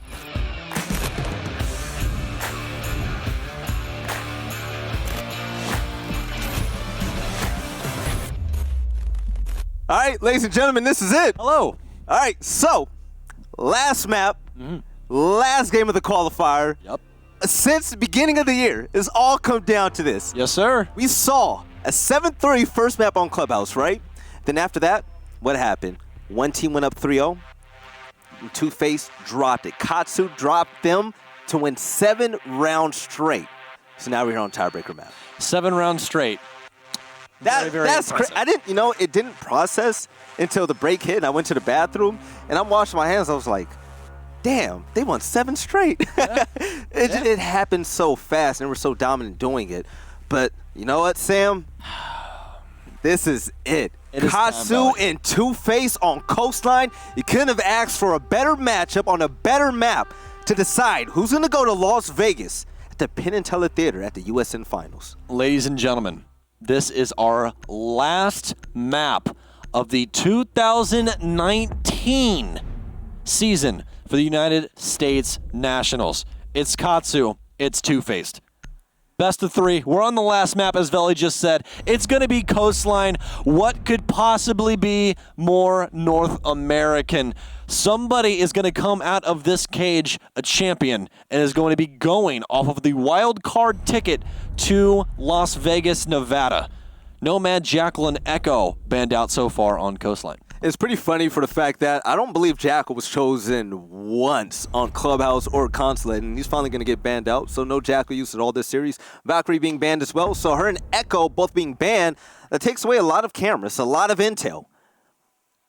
Yeah, plenty of intel indeed. I think that the main thing here is that we didn't see any hard breach banned out, which is a good thing because obviously Don't it's need Coastline. But the one that we will see pop up every once in a while on Coastline is Habana, which she's used very nichely, but she's used specifically for the billiards hookah site where you can open up the wall for couches, and are allowed to see in towards where Smokey usually lies, where he wants to put his toxic babes down. And we're already going to have some interesting picks out here. I think that we're pulling out all the stops, Veli. All right, so 6 picks are coming through, and it's going to be Pulse and Nook. We haven't seen a lot of Nook at all. We've seen her being played with Geo. We saw her, I believe, about 2-3 weeks ago. As well as Aces. On Bank. Yeah, Aces did it as well and was very, very impressive on it. And actually on this map. And the one thing I will definitely say is that when Nook is played properly, she has been a big play attacker. Her ability stops her from being seen from any type of cameras unless she steps on barbed wire. If that happens, you see a little glitch in the camera, but still she can come in undetected and rack up a few kills. And before we went to this map, because both games went 7-3, 7-3, we did a coin flip. Katsu won and they chose to play attack. And the reason that coin flip happened, folks, is because we were even on round count. Both maps went 7-3 to the respective teams. We have to do a coin flip to decide who gets to pick the side. So obviously Katsu won. They allocated themselves over towards attack. Double bar going to be the first pick for Two-Faced here, which pretty unique. We don't see that too often where we start off on this site. Traditionally speaking, we start off upstairs inside of hookah billiards, go down to kitchen, and then use this as a tertiary site. Yeah. But you can make every single site inside of this entire map work, especially since Mira is still available. But with one more map to go to land, you have to bring out all the stops. Noski, Drone's going to see a defender, and with Legion in play, those Guman's going to be pesky. I know Sam isn't the biggest fan of Legion, but he is one of the most powerful roamers in the game. I'm going to say behind Mozzie most definitely. And already coming in, you see the shield, the slits. It's going to be able to peek up and see Steve, but Steve and Noski worked together to take out Filthy before any shot was fired at Steve. So, big blow is, it's going to be no more traps set by Filthy as Legion. This is a very rough hold from Two-Face as well. They have no presence upstairs, and that's what this site needs you to do. Hold down the upstairs. Otherwise, the vertical play comes in, and it's basically free pickings for the offense, especially with the buck on the field and the likes of Makarov. You guys know that's his favorite operator, and then you're also going to give him vertical pressure? That's insanity. Okay, so it's Intel against Intel, and right now Post has to jump. Habibi runs in and drops crazy, so no more Legion and no more smoke. Two great defenders are already taken out, and Katsu gonna have the definite lead. Noski activating his ability, but he's gonna get dropped extremely fast by Butters, and this has been a frag fest. A 3v3 immediately as Creators is gonna even the odds. But still, Gridlock, aka Steve, is still gonna be alive, and he's gonna continue putting out a lot of damage and cover from this window. He hasn't been stopped just yet. Butters somehow makes it out, but Makarov doing what he does best, gets a kill with a frag grenade on Creators, but it gets traded out immediately by Dream onto 6, so we're still at equal man count. Butters somehow still alive. He shouldn't have made it out of blue bar, but no one was holding his cross for the door to office. Steve now has to try and get this diffuser down. He's going to need the help of Makarov in order to do so, who's holding down Cool Vibes. Already identified out. Butters should be able to work his way in. Nobody has the cross. He's going to get the kill. No. And Two-Face starting things off right here on Coastline. So what's funny about this is that the producer came up to us and asked us for our predictions for this last map, and you and I both said, respectively, we can't do that. Nope. This is a matchup where what we've seen from both maps, we really do not know what to expect. But you know what? You guys hear all day about what we think. In the chat, show me some love. Who do you guys think is going to take this map? It's going to be Two-Face Akasu. Get your spams up. Yeah, so far Two-Face up 1-0. A game that could have gone either way, but Habibi is going to be online. Yeah, and that might be the change that they need. Katsu is going to have to think on their feet. All of a sudden, we're a best of one. We're on an equal playing field. You guys are already down a round. Make these adjustments. That's what you need to do. That's a sign of a good team. When you're having trouble, identify the issues and then fix it. And that's something that we have not seen from either of these teams throughout this entire series so far. This is actually one of the first times that we've seen them make a serious adjustment in operator lineup. Yep, and for those of you in there, the majority of you guys played, thousands of hours on Siege, you watch every single tournament, but to the new guys, I'm talking to you right now. What we just saw was a 6-pick. What a 6-pick means is that one player on each team, they're given a chance to pick another operator that the opposing team cannot see. And one thing that Steve did, he switched from Gridlock to Blackbeard. Blackbeard, and everyone knows it, is such a dangerous operator. Why? He has 2 shields that goes on top of his gun, and it protects his face. It makes him extremely hard to kill, whether he's on repel or in just straight up gunfights, as the opposing player naturally tends to aim at his head. So having that advantage times 2, Steve is gonna, I'm expecting him to work some magic and frag out.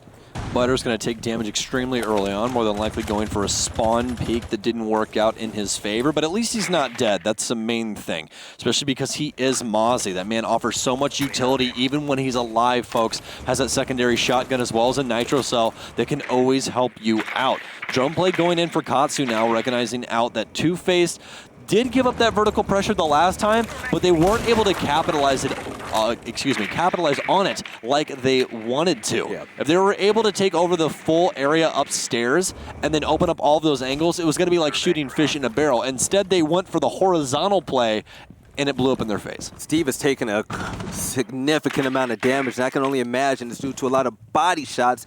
And I'm saying that because he still has 2 shields left on top of his gun. Now, that's dangerous. He's in dangerous territory. He's going to have to come out on top when it comes to these gunfights. But still, a lot of intel operators in play, Lion on attack, Post on defense. And it's going to be up to those 2 players to swing the odds into their own favor. A bomb has been located. But one thing I like about Coastline is the fact that we see a lot of Twitch play. And Twitch, she's fast and heavy when it comes to the gunfire. That F2 puts out a significant amount of damage, and you see her quite often. Massive is going to go down immediately, so this Blackbeard pick hasn't been working out for him yet. The EE1D currently in play, and I believe a jump out is being baited to kill Blackbeard. No, Makarov's going to be able to get the kill on Steve, and he's going to have a fighting chance. And I still believe he has a shield left, so that helps him out a lot. Yeah, he does. He actually has both of them. A little bit of damage done to his initial one, but it doesn't look like we have any windows prepped here. Butters is just waiting, sets himself up for that secondary Lion. Creators gets a kill into Noski. That's going to be a pretty big pick as well, though Zofia is going to be off the board. You can just tell by the way that Katsu's setting up these roam clears and trying to focus in on getting this diffuser down, that it's on a knife's edge, and they continue to force the opposition. Two-Face falling apart. Crazy to falter next. Creators battles back, but the diffuser's going down. Pre-fires can't meet it with aggression, though. Continues to get marked down. He has to get aggressive. Can he run out? He can. That's a triple, but he still needs to get 2. Picks up Creators. That Alda can definitely help him out, but no, it's going to be a rotation up. Cool vibes by Makarov for the double. I believe Makarov had a 4K that round. He opened things up with a frag grenade, picked up a kill, That's a roamed quad. upstairs, and then, yeah, he got a quad. Rode upstairs and got that 2K to close out the round. I love the aggressive pistol push coming in from Two-Face, but unfortunately, time was on their side as the revive was the right play. He did nothing wrong. It was just that Makarov had to jump on him with the flank. But one thing I do like to see, and I like to shout out Steve for choosing some really fun operators right now. Blackbeard, Gridlock, and now my man Clapatow. This is what I love to see, ladies and gents. We're having picks on top of picks to counter out what the other team is doing in between rounds. You see pro teams do it all the time, but when you see younger teams do that, that means they're growing, folks. These teams are both young. Two-Faced is second inside of CL. The only pro player they have on the roster is Crazy. He's the only one that's touched Pro League out of their entire roster. Katsu, not a single one of them has touched Pro League.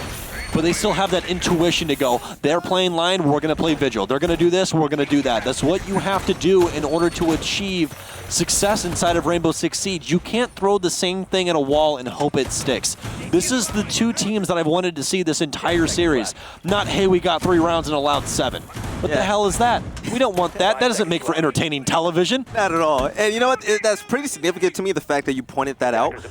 Because both of these teams, they're on the cusp of being on a professional level. One of them, they're going to have a game that determines if they're going to be professional players coming up soon. Make sure you watch that game.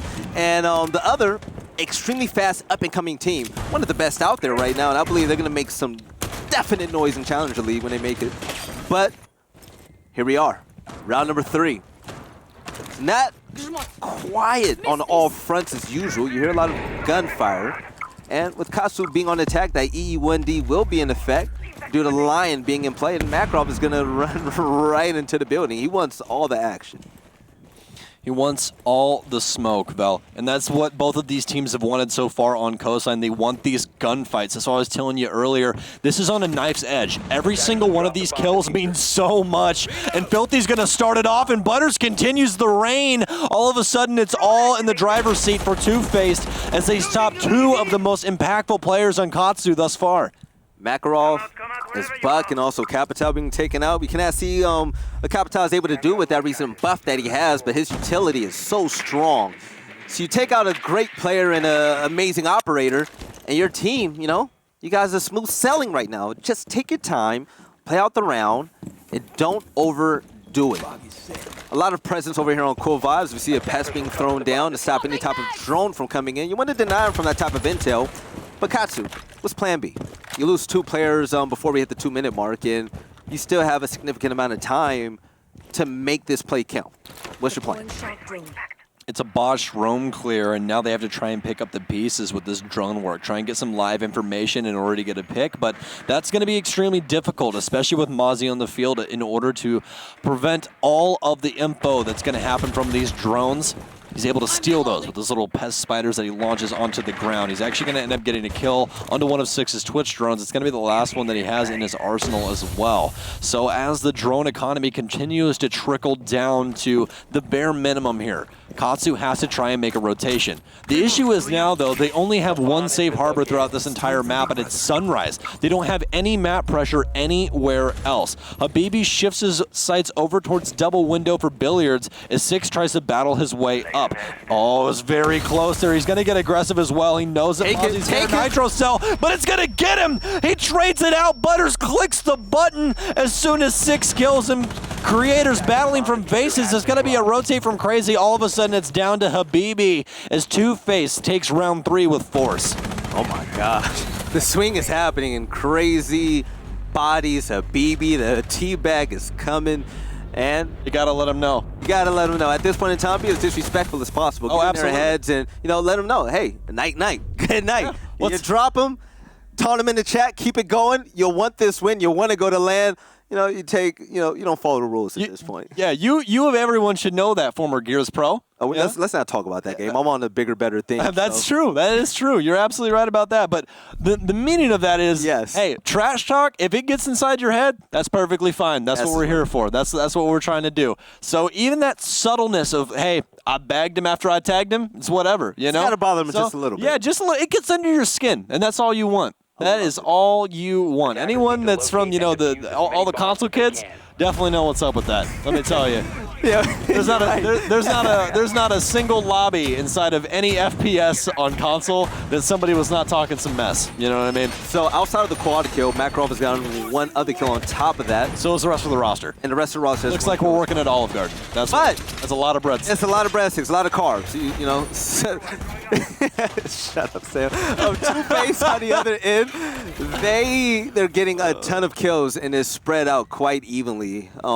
There's no carrying involved. And Katsu, that's pretty worrisome. If Makarov is going to be getting the bulk of your kills and he dies, who's going to step up? Who? But Filthy, it's going to be on Vigil. It's going to be up to him to work some plays, get a frag or two installed as much time as possible as one of the main roamers alongside Mozzie on this roster. And I expect him to make some big plays and continue on to help Two-Face extend their lead as we go down the kitchen and service area. Katsu trying to slow things down this time around instead of getting picked off early by Two-Face, who was very aggressive to the outside of the map. Was able to pick up Capital as well as Buck last time. But we see Steve's already shifted his sights over towards the gridlock, which could definitely help out with these roamers of Two-Face, who have been so very aggressive. Hotmark coming out, Six trying to dance with the devil right now, back and forth on this door frame. Those bullets actually do travel through the wooden portion of that as well, so he could possibly get some damage off, but definitely did not get any in that instance. And it was just a matter of time. The drone was there, and I could just imagine that in the comms he said, okay, I'm going to mark him on a count of 3 and you fire. And it just happened. At the moment he was marked, he rotated around. But Makarov is going to drop Filthy quite easily. EE1D was in play. I'm not sure if it was tagging anybody, but Buck gets taken down as well. Great trade coming in from Dream. Habibi's going to top him, and there's a lot of fragging going on for it to be quite early in the game, but that has been the theme so far. That's making this matchup so exciting. Trades back and forth. Dream needs to stay alive upstairs. Second EE1D comes in now as Six rotates towards VIP, recognizing now that there's a rotate for Cool Vibes.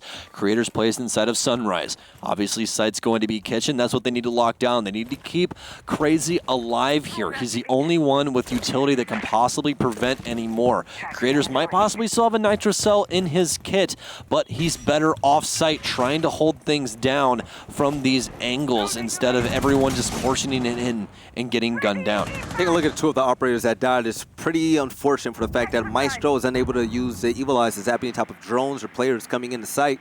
But also, Vigil, who's a counter to the line, he's not able to get detected once his ability is activated. He's down as well. So, 2 players down for Two-Face are quite important to this team and that strategy.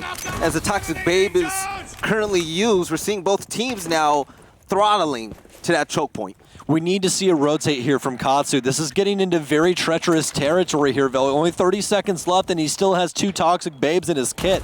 All he has to do is wait for that diffuser to go down and then throw one. He doesn't have to waste them at all. He's going to continue to do so. He eats a little bit of damage, but ends up rotating through. How is Crazy still alive? This is supposed to be no man's land, and all of a sudden he's inside a bathroom, and you can't even see him from the footholds. This is such a safe location to play. He pops another one, but Creators gets 2! Oh my God! 6, it's all left up to you with 5 seconds, but no, Two-Face claim round 4 and start the teeter-totter. Creators got loose on that one. Look at the little bullet hole. Yes, it's annoying, but it works, and that's all that matters. Able to get a kill and a down, and the last kill was wrapped up by his duo. As they went that round, it was pretty fun to watch Crazy make that play. Throwing out those 2 Toxic Babes to keep the attackers at bay. he said, you know what, I have to get out of here. We cannot bunch up right here behind that reinforced wall. It's going to give this team an easy 2K if they happen to wrap around. So what he did was he ran right over the bathroom, jumped on top of that sink where they couldn't see his feet, and he continued to put in work for this roster. Two-Face currently up 3-1, and Capital is going to be back in the mix. Two-Face, the first one to string some rounds together here on Coastline. Otherwise, that teeter-totter was just rocking back and forth Veli. And honestly, that's all off of a major mistake by Katsu. Yeah. How was Crazy allowed to rotate through to bathroom when you have every single angle open and being watched upstairs? There is no way that that man is supposed to be able to rotate across pantry in that instance. There is no way. But he was able to accomplish that. Locks down the last door that they needed to be able to shut down the site. And then we saw that amazing kill by Creators out towards the door of delivery through the smoke. He just saw some movement and shot, and that was all they needed to be able to secure the round. That was Katsu's to lose, and that's exactly what they did. They just threw it right into the fire. So, for Katsu, only 2 players on this roster, and we're in round number 5 right now. Only 2 players on that roster have more than 1 kill. Need to pick it up. Stokes said before the map started, this is a gunner's dream to play on this map. And so far, it only looks like Two-Face came to play. The main round that was won for Katsu was because of the fact that Makarov was able to pick up a 4K. That's not going to happen all the time. You're going to need equal effort coming in from every single individual on your team. So, working together. It's 6. He's going to be the leader of the peak party. Not going to see anybody just yet, but he heard the barricaded window go down, and he's playing cautiously, working towards the luggage. But at the bottom of those steps, he's going to have a visitor that's going to pop up and try to secure that kill. But can Dream make it happen? Slowly creeping towards Dream. Dream can be treated with the kill, but with the Claymore dropping down, oh, Dream! It's going to be off the mark. Someone's got that kill, but the rotation was way too fast, so it's only a matter of seconds. Oh, a nice kill for Filthy as he sits inside a VIP. No drone work for Katsu. They're making fatal errors here, folks. You can't be doing that. You have to have somebody with the info game. You can't just trust the EE1D of the Lion, and Two-Face is doing double duty on defense. They have Creators on the pulse scanner able to read into all the moves of what Katsu want to try and perform on this offensive side. Okay. So just Buck is down, and Makarov, it's unfortunate. The frag grenade specialist isn't going to be able to use any, and despite that 4K, he's had 2 straight kills round after that, but it hasn't been enough, and dropping early. Oh my God, Filthy! Filthy is disgusting. That's 1 HP. Yeah. He wins out that gunfight against an F2. That's incredible for Two-Face. And this is the danger. Katsu is not going down the checklist, Veli, and they're allowing Two-Face to get comfortable. And we saw what that looked like at the beginning of Consulate. You cannot let this team get comfortable. They will steal every single round away with you with this aggression. The plant starts going down, though, as Habibi's sticking it, and he doesn't have to have a care in the world. It's actually going to get... Oh no, Habibi resets it. What did you do? He let go of the F key. Oh no. But he's still going to be able to confirm. Nitro Cell comes over. Does he get the kill? He does. He bags one. He sees the man rotating towards the main hallway as well. He is able to get 2. Creators continues to capitalize, and Filthy cleans it up. And that's going to be 3 rounds straight for Two-Faced. Okay. So, it's still too early to say. Two-Face are gonna... Don't say a word. Are gonna clap him. I'm saying we've seen a huge lead get shut down immediately. I made the holes now. Shout out Crazy. Look at me. Yeah. I made the holes now. So Two-Face, despite being up by 3 rounds currently, we've seen Katsu win 7 straight last map. Who knows what's going to happen? I'm not going to jinx anybody just yet, but with Nick being chosen first and switched immediately to IQ, I believe he's going to stick it. Yeah, he's going to stick with her. Not a bad choice, especially for the fact that we saw Pulse, and I think that's okay. Butters promotes himself to Doc, and IQ is going to be locked away for Nook. That was an interesting pick for the fact that IQ can immediately counter locate and defuse bombs. Pulse, excuse me, whenever that cardiac sensor is in use. But that's not going to be needed. Had to kill us once more. Slowly but surely, Katsu, they're trying to get there. Only 1 kill was had last round. They're going to need more to mount this comeback. Let Two-Face go at 5-1, it's going to become just slippery slope. Every round you lose after that, it's just going to hit harder and harder. Exactly, and again, like what we said on Consulate, this is for all the marbles, folks. Katsu loses here, then it's over. They can't go to LAN. Two-Face will be traveling to Vegas, and Katsu will be sitting at home, laying in bed, watching it on their TV. 5 seconds remaining. That's not Pretty fun. much, yeah. You'd much rather be on that stage playing. Trust me, I've done it once. It's pretty fun. Good time. It's not fun at all. You always want to be a part of action, especially as a competitor. But fighting so hard to get to this point. Oh, we're going to see it. Is he going to get it? Oh, my God, Steve! What? Good body, Butters. Butters, you got read like a book, my man. That's, wow. Wow, what a shot. Butters can't even be mad about that. You can't even be angry. That was a great play by Steve. And you saw Steve like inch slowly. Steve knew it was coming. He saw Dangleberry's video, and he's like, I know where this man's going to try and spawn kill me from. Yep.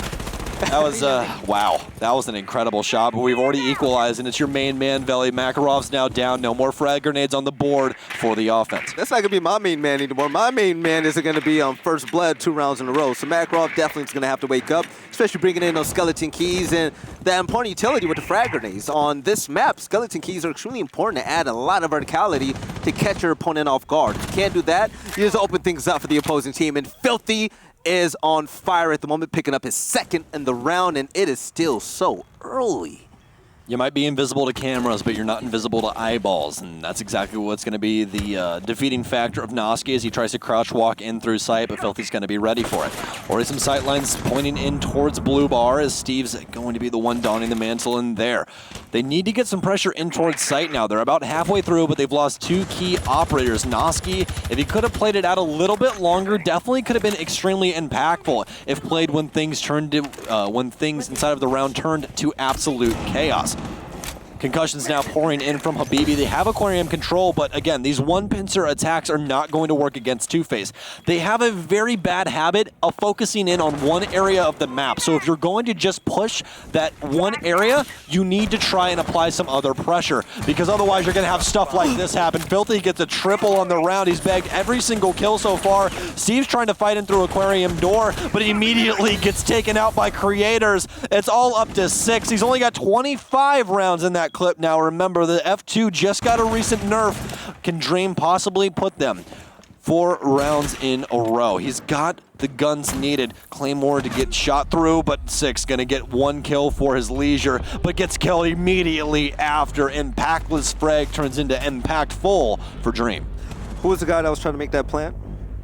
Habibi. Habibi, okay, fundamentally, Habibi was way off the mark, okay? So we saw an aggressive smoke get a kill, which was his second of the round at that point, as a player tried to wrap around Bar. So if you're the only remaining player in Aqua, and you move over to Billers and you try to get that plant on your own while your 2 teammates that are alive are in other places fighting other fights, why are you trying to make a solo plant knowing that smoke is right there? Are you trying to waste utility, or are you trying to get clapped that easily? You do not want that, and because of that costly mistake, Katsu allowed Two-Face to go up yet another round, 5-1. This is where things get wild. Two-Face, you're either going to run away with it and embarrass Katsu, or Katsu, you're going to try to make this game even. I know you guys didn't just win 7 rounds in a row to allow this to happen. Every single one of you inside a chat that ever gives Veli crap about not knowing anything, you're canceled. Oh, no. Those are just chat coppers that are mad at everything. No. I'm just saying. Like, We call them couch analysts. You know what? Because I'm not getting paid for it. You're poor. It's funny. And see, the thing is no, but seriously, that was good. Man. That was really good, buddy. I mean, it was easy to see, but it's absolutely. It's like fundamentally, I know Habibi is way better than that. Excuse me, I know that player's on Two-Face. I'm sorry. I threw you off. I'm sorry. I apologize. You threw me off. I was giving you praise. Okay. I just messed it all up. Okay, it's really wipe out what I just said. Sam had me hyped. Habibi played that extremely well, but I don't know. There's just so much wrong at the moment. I'm sorry, I got so confused. Oh, right? no, absolutely. No, I mean, I can build off of it for you. You're absolutely right. There's so many issues wrong with Katsu. You can see that they're a husk of the team that we saw run 7 rounds up. They're not helping each other out. They're not even playing team play, Belly. As you said, a man's trying to put a diffuser down and then nothing comes of it. Creators finally gets a kill, but we've already switched sides, so it's still going to be the two-phase train all the way. Major issues with what's going on with Katsu. They're just not assisting each other. Rainbow Six is a team-oriented game, and I'm not seeing any team play. Okay, Makarov has been one of the first players down this team for the past 3 rounds. Pretty unfortunate coming in from Steve. Yeah, Creators are going to style on Steve to pick up his second kill of the round. Currently at 3-4, a lot of frags coming in early on in the game. Toxic Babe's going to do a little bit of damage over there on the hookah balcony, but Creators is still going to hold that line of sight to see if anybody's going to peek and try to get that refrag in. The refrag, it's going to be a Oh no, Creators! Oh, he looked up, he tried to do the flick. He was baiting. For the pre-fire, and he gets handled immediately. Oh, that's such bad luck for Creators. He was trying to bait him out by pre-firing other places, and it did not end up working out for him. Just a little bit too much finesse for that. Ended up slipping on his own drip, if you want to handle that.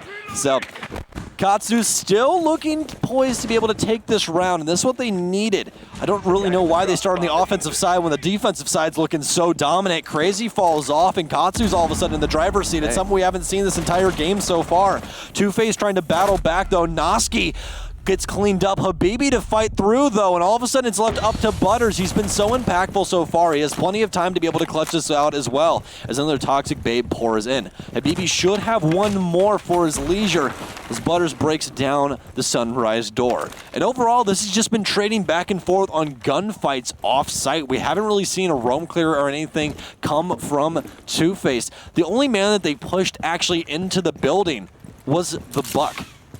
You're right. And Buck has been pretty dominant this entire game, mostly because Makarov was using him on attack. But Two-Face currently, you have Butters left alive, and this is a clutchable situation with the F2. You could win any gunfight straight up, and the quick pre-fire and the flick. Is he going to drop him? No. One behind bar, another one there. A and Katsu are going to win round number 7. Great to see as they try to make this comeback happen. They do not want to lose yet. Fighting so hard, taking it to conference finals twice. Losing again would be a traumatic heartbreak. So, 2-5, still a reachable game. Katsu, hopefully they could build on this type of momentum. This is a time where you want to start the comeback, Veli, because mistakes can still happen and be acceptable because you haven't allowed them to get to map point yet. So, you want to rack up as many rounds as possible before you make that misstep. If you can get all of them right now and complete the 7-5, better on you. But up until that, you do not want to try and give them this round in order to push this to map point, because then there cannot be a single mistake. You're right. And mistakes is something that Katsu have been having round in and round out. But Two-Face, they're getting caught up. They're getting caught up momentarily. Small mistakes here or there, and Katsu's capitalizing. I really love the Noski pick on Pulse because, why not? Why not gather as much intel as needed and try to utilize that nitrocell and the intel, the constant feed of intel coming into you to stop Two-Face attack. Looking at the stats, who had 11 kills at the bottom? Creators. Creators has been great. And the thing about Creators, even though he has 11 kills, he's been quietly amazing. Yeah, the first 2 maps. No, I see what you're. Yeah, I see what you're getting at. He's been off in the shadows doing the dirty work. That's what he's been doing. And even now, I mean, I guarantee no one was like, Creators has 11 kills because he just hasn't been there. But you know why? It's for the fact that Butters has been the flashiest player who's made a huge impact. But his Creators that's coming in, and he's getting those silent 2Ks to swing around in his favor. He's always getting the refrags, always crisp on the rotations and the callouts. And it's been a phenomenal factor to this team. He's done a very good job of playing this ACOG to his advantage with those pixel angles, being able to cut off rotations. Creator's done a very, very good job of being able to shut down Katsu, and that's why things look so rough right now for them. I agree. But double pass setup is going to stop any type of drone from entering Penthouse. And they're not going to have anywhere to go. So Dream, little angle, is trying to peek. And the reason why they're fighting for up top, they want to clear out the roamers before they work their way down low. And if you clear out the roamers, then Noski is going to stop Buck. Buck has not had a good time this map at all. Buck has not had a good day, man. He's cursed. Yep. Don't play Buck. He's canceled at this point. You can't play him. Yeah, if you get rid of the roamers, back to what I was saying. Oh, 6. Oh. Looking for it. Can he get the first one? He's going to need the follow-up. He needs to reload here, though. There's 2 people inside of Guitar, 1 now motioned over inside of Bathroom. He knows as the rotates there, he's going to be holding the door. If they collapse at the same time, this is going to make it a lot easier to try and kill 6. But they also have to worry about the long angle inside of Theater. Marcy, can you go back upstairs? That's going to be a really important battle right there. Exactly what I want to see. So the heartbeat is coming in from Crazy, and what they're trying to do is, oh no, the miss on Mozzie. Yet it's going to be a player to the right of him. By opening up that wall right behind the bed, it's going to give a line of sight for them to try to make that attack happen. Makarov is going to break that spell and pick up a kill on Filthy, but Creators is going to answer back with a headshot. We've been speaking so highly of him, and this is why. But Two-Face, with 3 players down, they're looking to lose this round as Crazy takes an amazing amount of damage. And the play from Verticality underneath, they're able to back him up. So, Butters, with full HP and Crazy, who cannot take another bullet, they're going to have to play this careful. 45 seconds left to go. Can they clutch this up? Scanning. Crazy. Bearing 9 in hand, needs to reload that main weapon. Fighting with that Bearing 9 between those metal bars is definitely going to be a difficult case since it has quite a bit of vertical recoil. Not very much HP either. Just Butters know that Steve is in behind the desk inside of lobby. That's going to be the main thing he needs to know. He goes for the pre-fire, but doesn't win it out. I don't believe Steve even knows that he's down. He definitely knows that he's down now. Sees the blood trail, gets a quick kill with the Bearing 9, just to keep some more bullets inside of the Alda. But that should be all she wrote here on round 8. Crazy doesn't have very much HP. Steve peeks out the main door, and Katsu seems to be back on track. Shut up. I'm not saying nothing about it, but Katsu, they picked up a round that they desperately needed. They needed this. Going to round number 9, Two-Face looking so good earlier on in this map, especially in the first half. Their lead has been cut down to 2 at the moment. A little bit of Ella play. I love to say it. We don't see much of her often, and Dokubi is going to be switched over to Dream as he goes on the Cursed Operator again. It's going to be Buck. We're going to be battling this out over at Blue and Sunrise Bar, but Makarov is going to utilize that 6th pick to switch from Mozzie to Castle. Very interesting. I know why the castle's being used, but I don't know if Makarov just feels like he's gotten cold at this point. Because traditionally speaking, you want to give the ump to somebody that you don't feel is going to be winning gunfights, because it's not the best gun to gunfight with. I mean, there's even people that believe, truly believe, that Pulse's UMP45 is better than Castle's UMP45 in some capacity, which is asinine, but people believe it. Castle needs a buff. Makarov, if he gets that wave check skin, I think it'll be plenty. If he gets the wave check skin and the 3 he'll never lose a speed, gunfight. Oh my gosh, I would main him nonstop. You're going to be that guy in my game when I go to rotate back to site that everything's castled up. And Just for no reason. Yeah. Like, why is this here? Like, because Castle needs it there. 5 seconds left. So Katsu trying to mount this comeback, and we're out of the prep phase. So we have roamers going back to their respective hiding spots. A lot of presence up top. It's going to be Ella, Jaeger, and Cass. So I wonder if Cass is going to stay up top. I believe he will. 3 roamers would definitely do the job. And like I was saying last round before we saw the fury of gunfights, you clear out the roamers up top, use the verticality, shoot down low, get the kills, and you keep on going. And this time around, they're starting from the bottom. Yeah, they're starting downstairs in kitchen. This is a smart castle barricade by Katsu. Intelligent usage here of the utility, and I definitely like how they're setting up for this site. Some smart reinforcements upstairs, also an angle made so that no one can try and battle inside of courtyard. You can see Noski has that angle created inside of the couch's wall out towards the courtyard area in order to be able to help with that. Also some counter angles in towards the kitchen as well. Plenty of angles to be worried about from multiple angles, but Creator's already going to bag Steve after they pop open that castle barricade. No one really ready for it. Filthy Sosa going to lose one of his breaching rounds. He does have stuns to burn out this ADS, but he doesn't have the arm to make it there just yet. He needs to rotate back. And is the second one going to get eaten up? No, it's not. Does get that ADS burned up, so no more Evil Eye inside of Sunrise.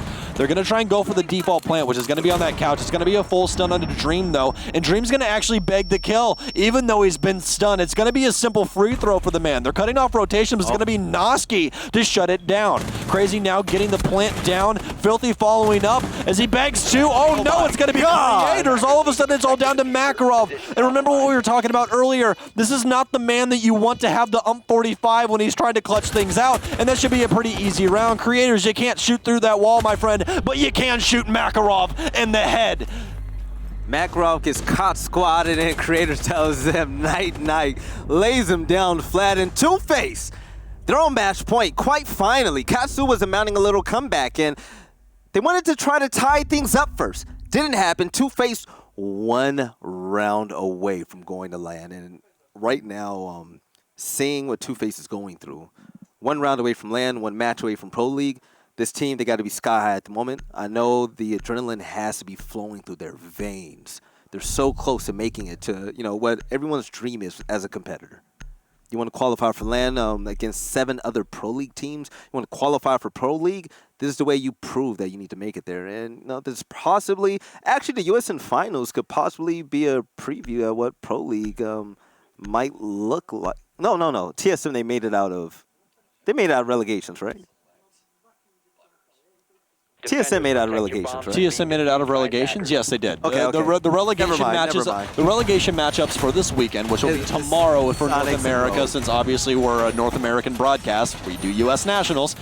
Your matchups are going to be Two-Faced going up against Rogue, as well as the Susquehanna Sonics. Okay, so the point I was trying to make, even though I was wrong about TSM, about this USN Finals being a preview of what Pro League could look like, okay, still though, you add TSM in the mix to take out either Rogue or Sonics, and it could look like a preview of what Pro League can look like. What I'm trying to say is Two-Face, they're looking like they belong there with Elite Company here in North America. Well, they got to get through Rogue, which is going to be a very tall task. Rogue has been looking a lot better with the Brian pickup. I believe that it's something that's needed to happen for a while. They needed to shift in direction. They looked really good at the DreamHack that they won, which was DreamHack Valencia. But besides that, their online play and everything else under the sun that matters inside of Rainbow Six was not good. It was extremely lackluster for how much talent they have on that roster.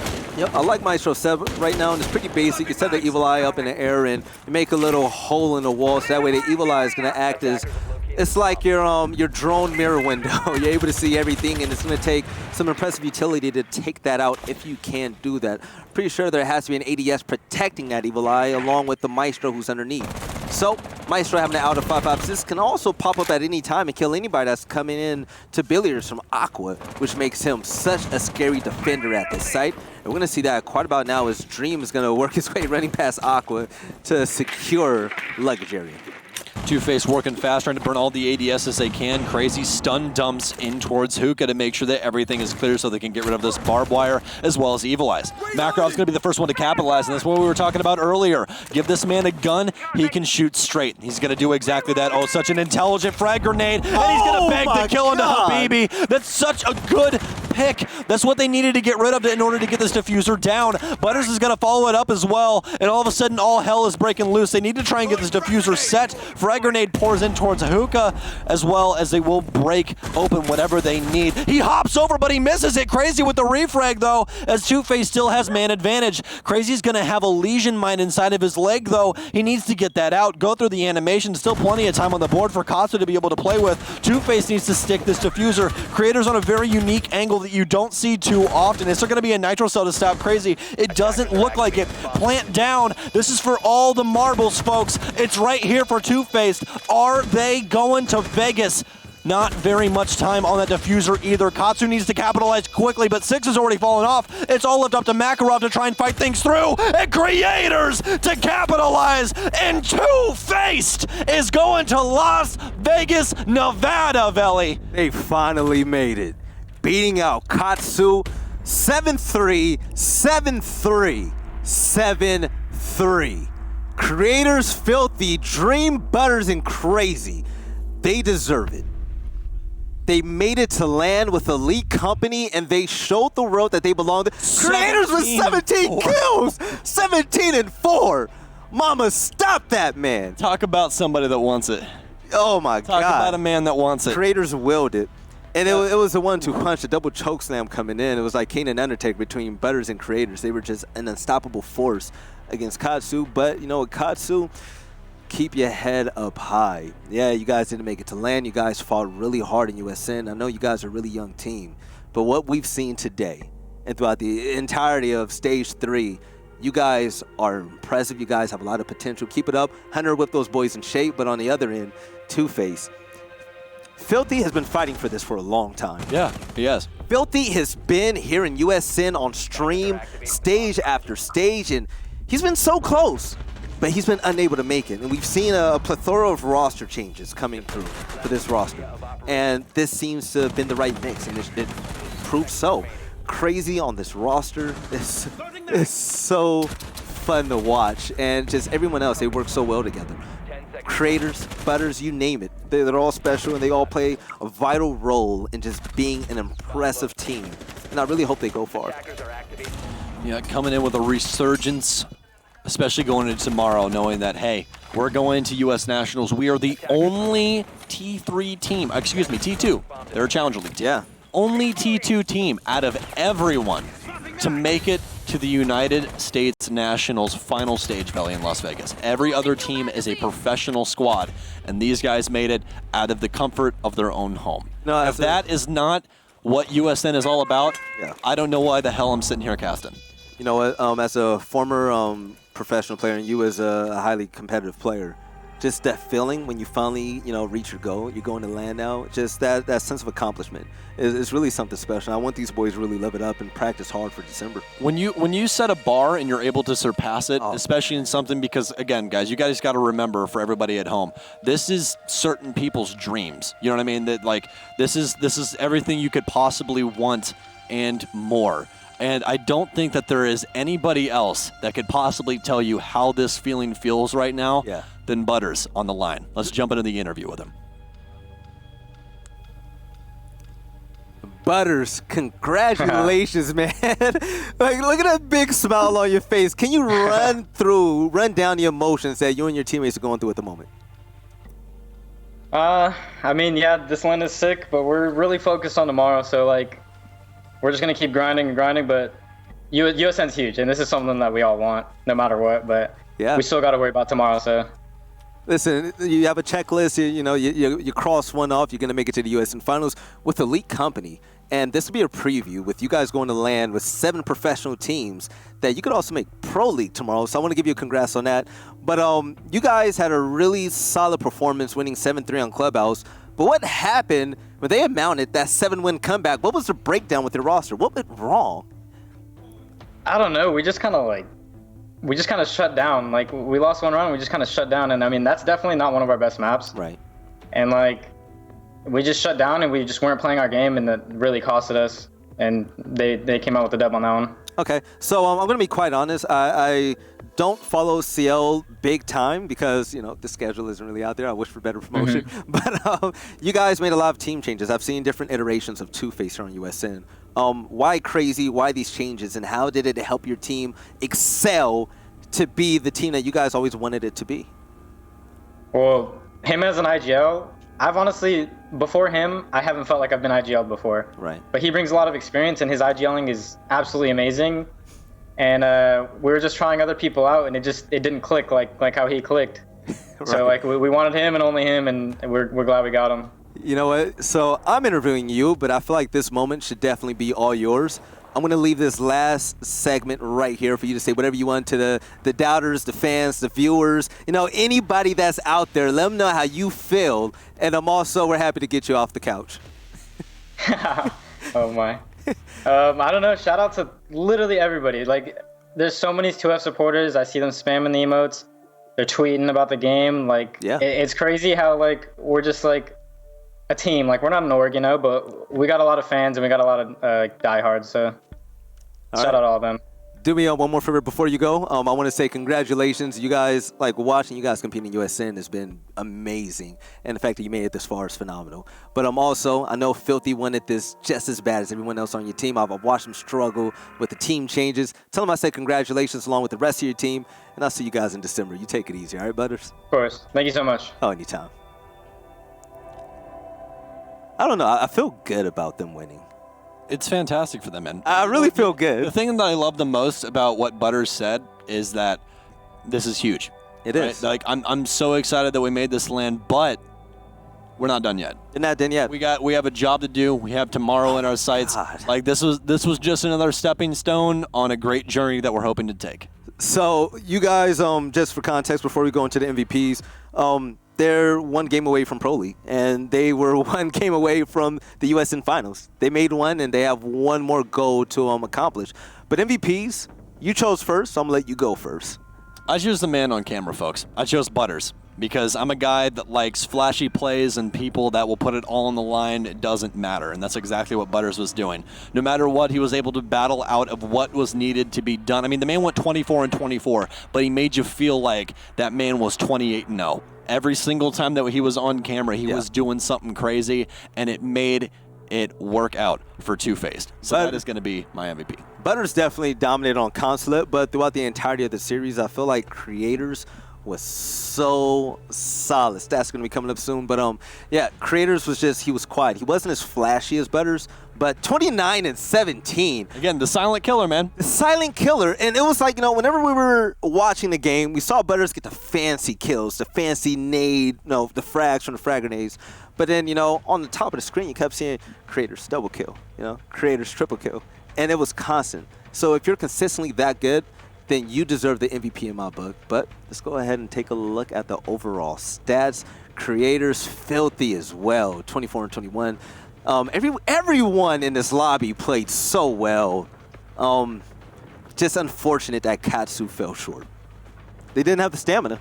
Yeah, very unfortunate. I mean, again, it's not from lack of trying. I mean, compare the stats overall. They're actually a lot closer than you would think they would be with the 7-3, 7-3, 7-3. You know what I mean? Yeah. So, I mean, overall, an amazing showing and an amazing game to end the United States national season off on for 2019. And this is such a bittersweet feeling. 115 kills in 97. I love these best of threes, man. Keep them coming. 16-14 opening kills. Clutches, no, one off. But look at the plants. Have you ever seen so many plants in a series? Honestly, not really. This was amazing to watch. It doesn't happen very often that there's that much objective play. I know. Both teams, the objective-minded with fragging always in play, and that's it. But this was the last game for qualifiers. Yes, it was. We have all the teams currently set. We have the date set for the land in December. Make sure you get your tickets December 13th through the 15th in Las Vegas. This is weird. This actually feels weird. Oh, that we're about to that we're almost everything? We're done with the qualifiers now. We have one land to top it off. Yeah, that's it. We're gonna record a show after this, and then we go home, and then you fly home Sunday, and then I fly to Japan Wednesday. You're right. And, I hate you. Shut up. To the chat out there, you guys have been the absolute best. We really love your support as we go down the line with all of this. And just make sure you watch the recap show. We're going to talk about what's been happening all year. But the overview of the teams that qualified: Sonics, Reciprocity, Space Station Gaming, Rogue, going down the list. You guys know these teams already. And Two-Face are going to join Elite Company once again as your final team to qualify in the Eastern Conference. The only T2 team to be able to do it, and that is something truly incredible. If you guys don't know how our stages work or how the brackets traditionally work with USN, as we just did start this program last year, East plays East, West plays West. Yes. So I believe it was last year, Stage 1 plays Stage 4, Stage Wildcard, and then Stage 2 and 3 play each other. So you guys can kind of formulate in your minds how that is going to break down. If we change it, then obviously you'll see on there. But it is East playing East because we have the two conferences that meet in the middle. So overall, ladies and gentlemen, just want to thank you guys for everything that you guys have done, all the support.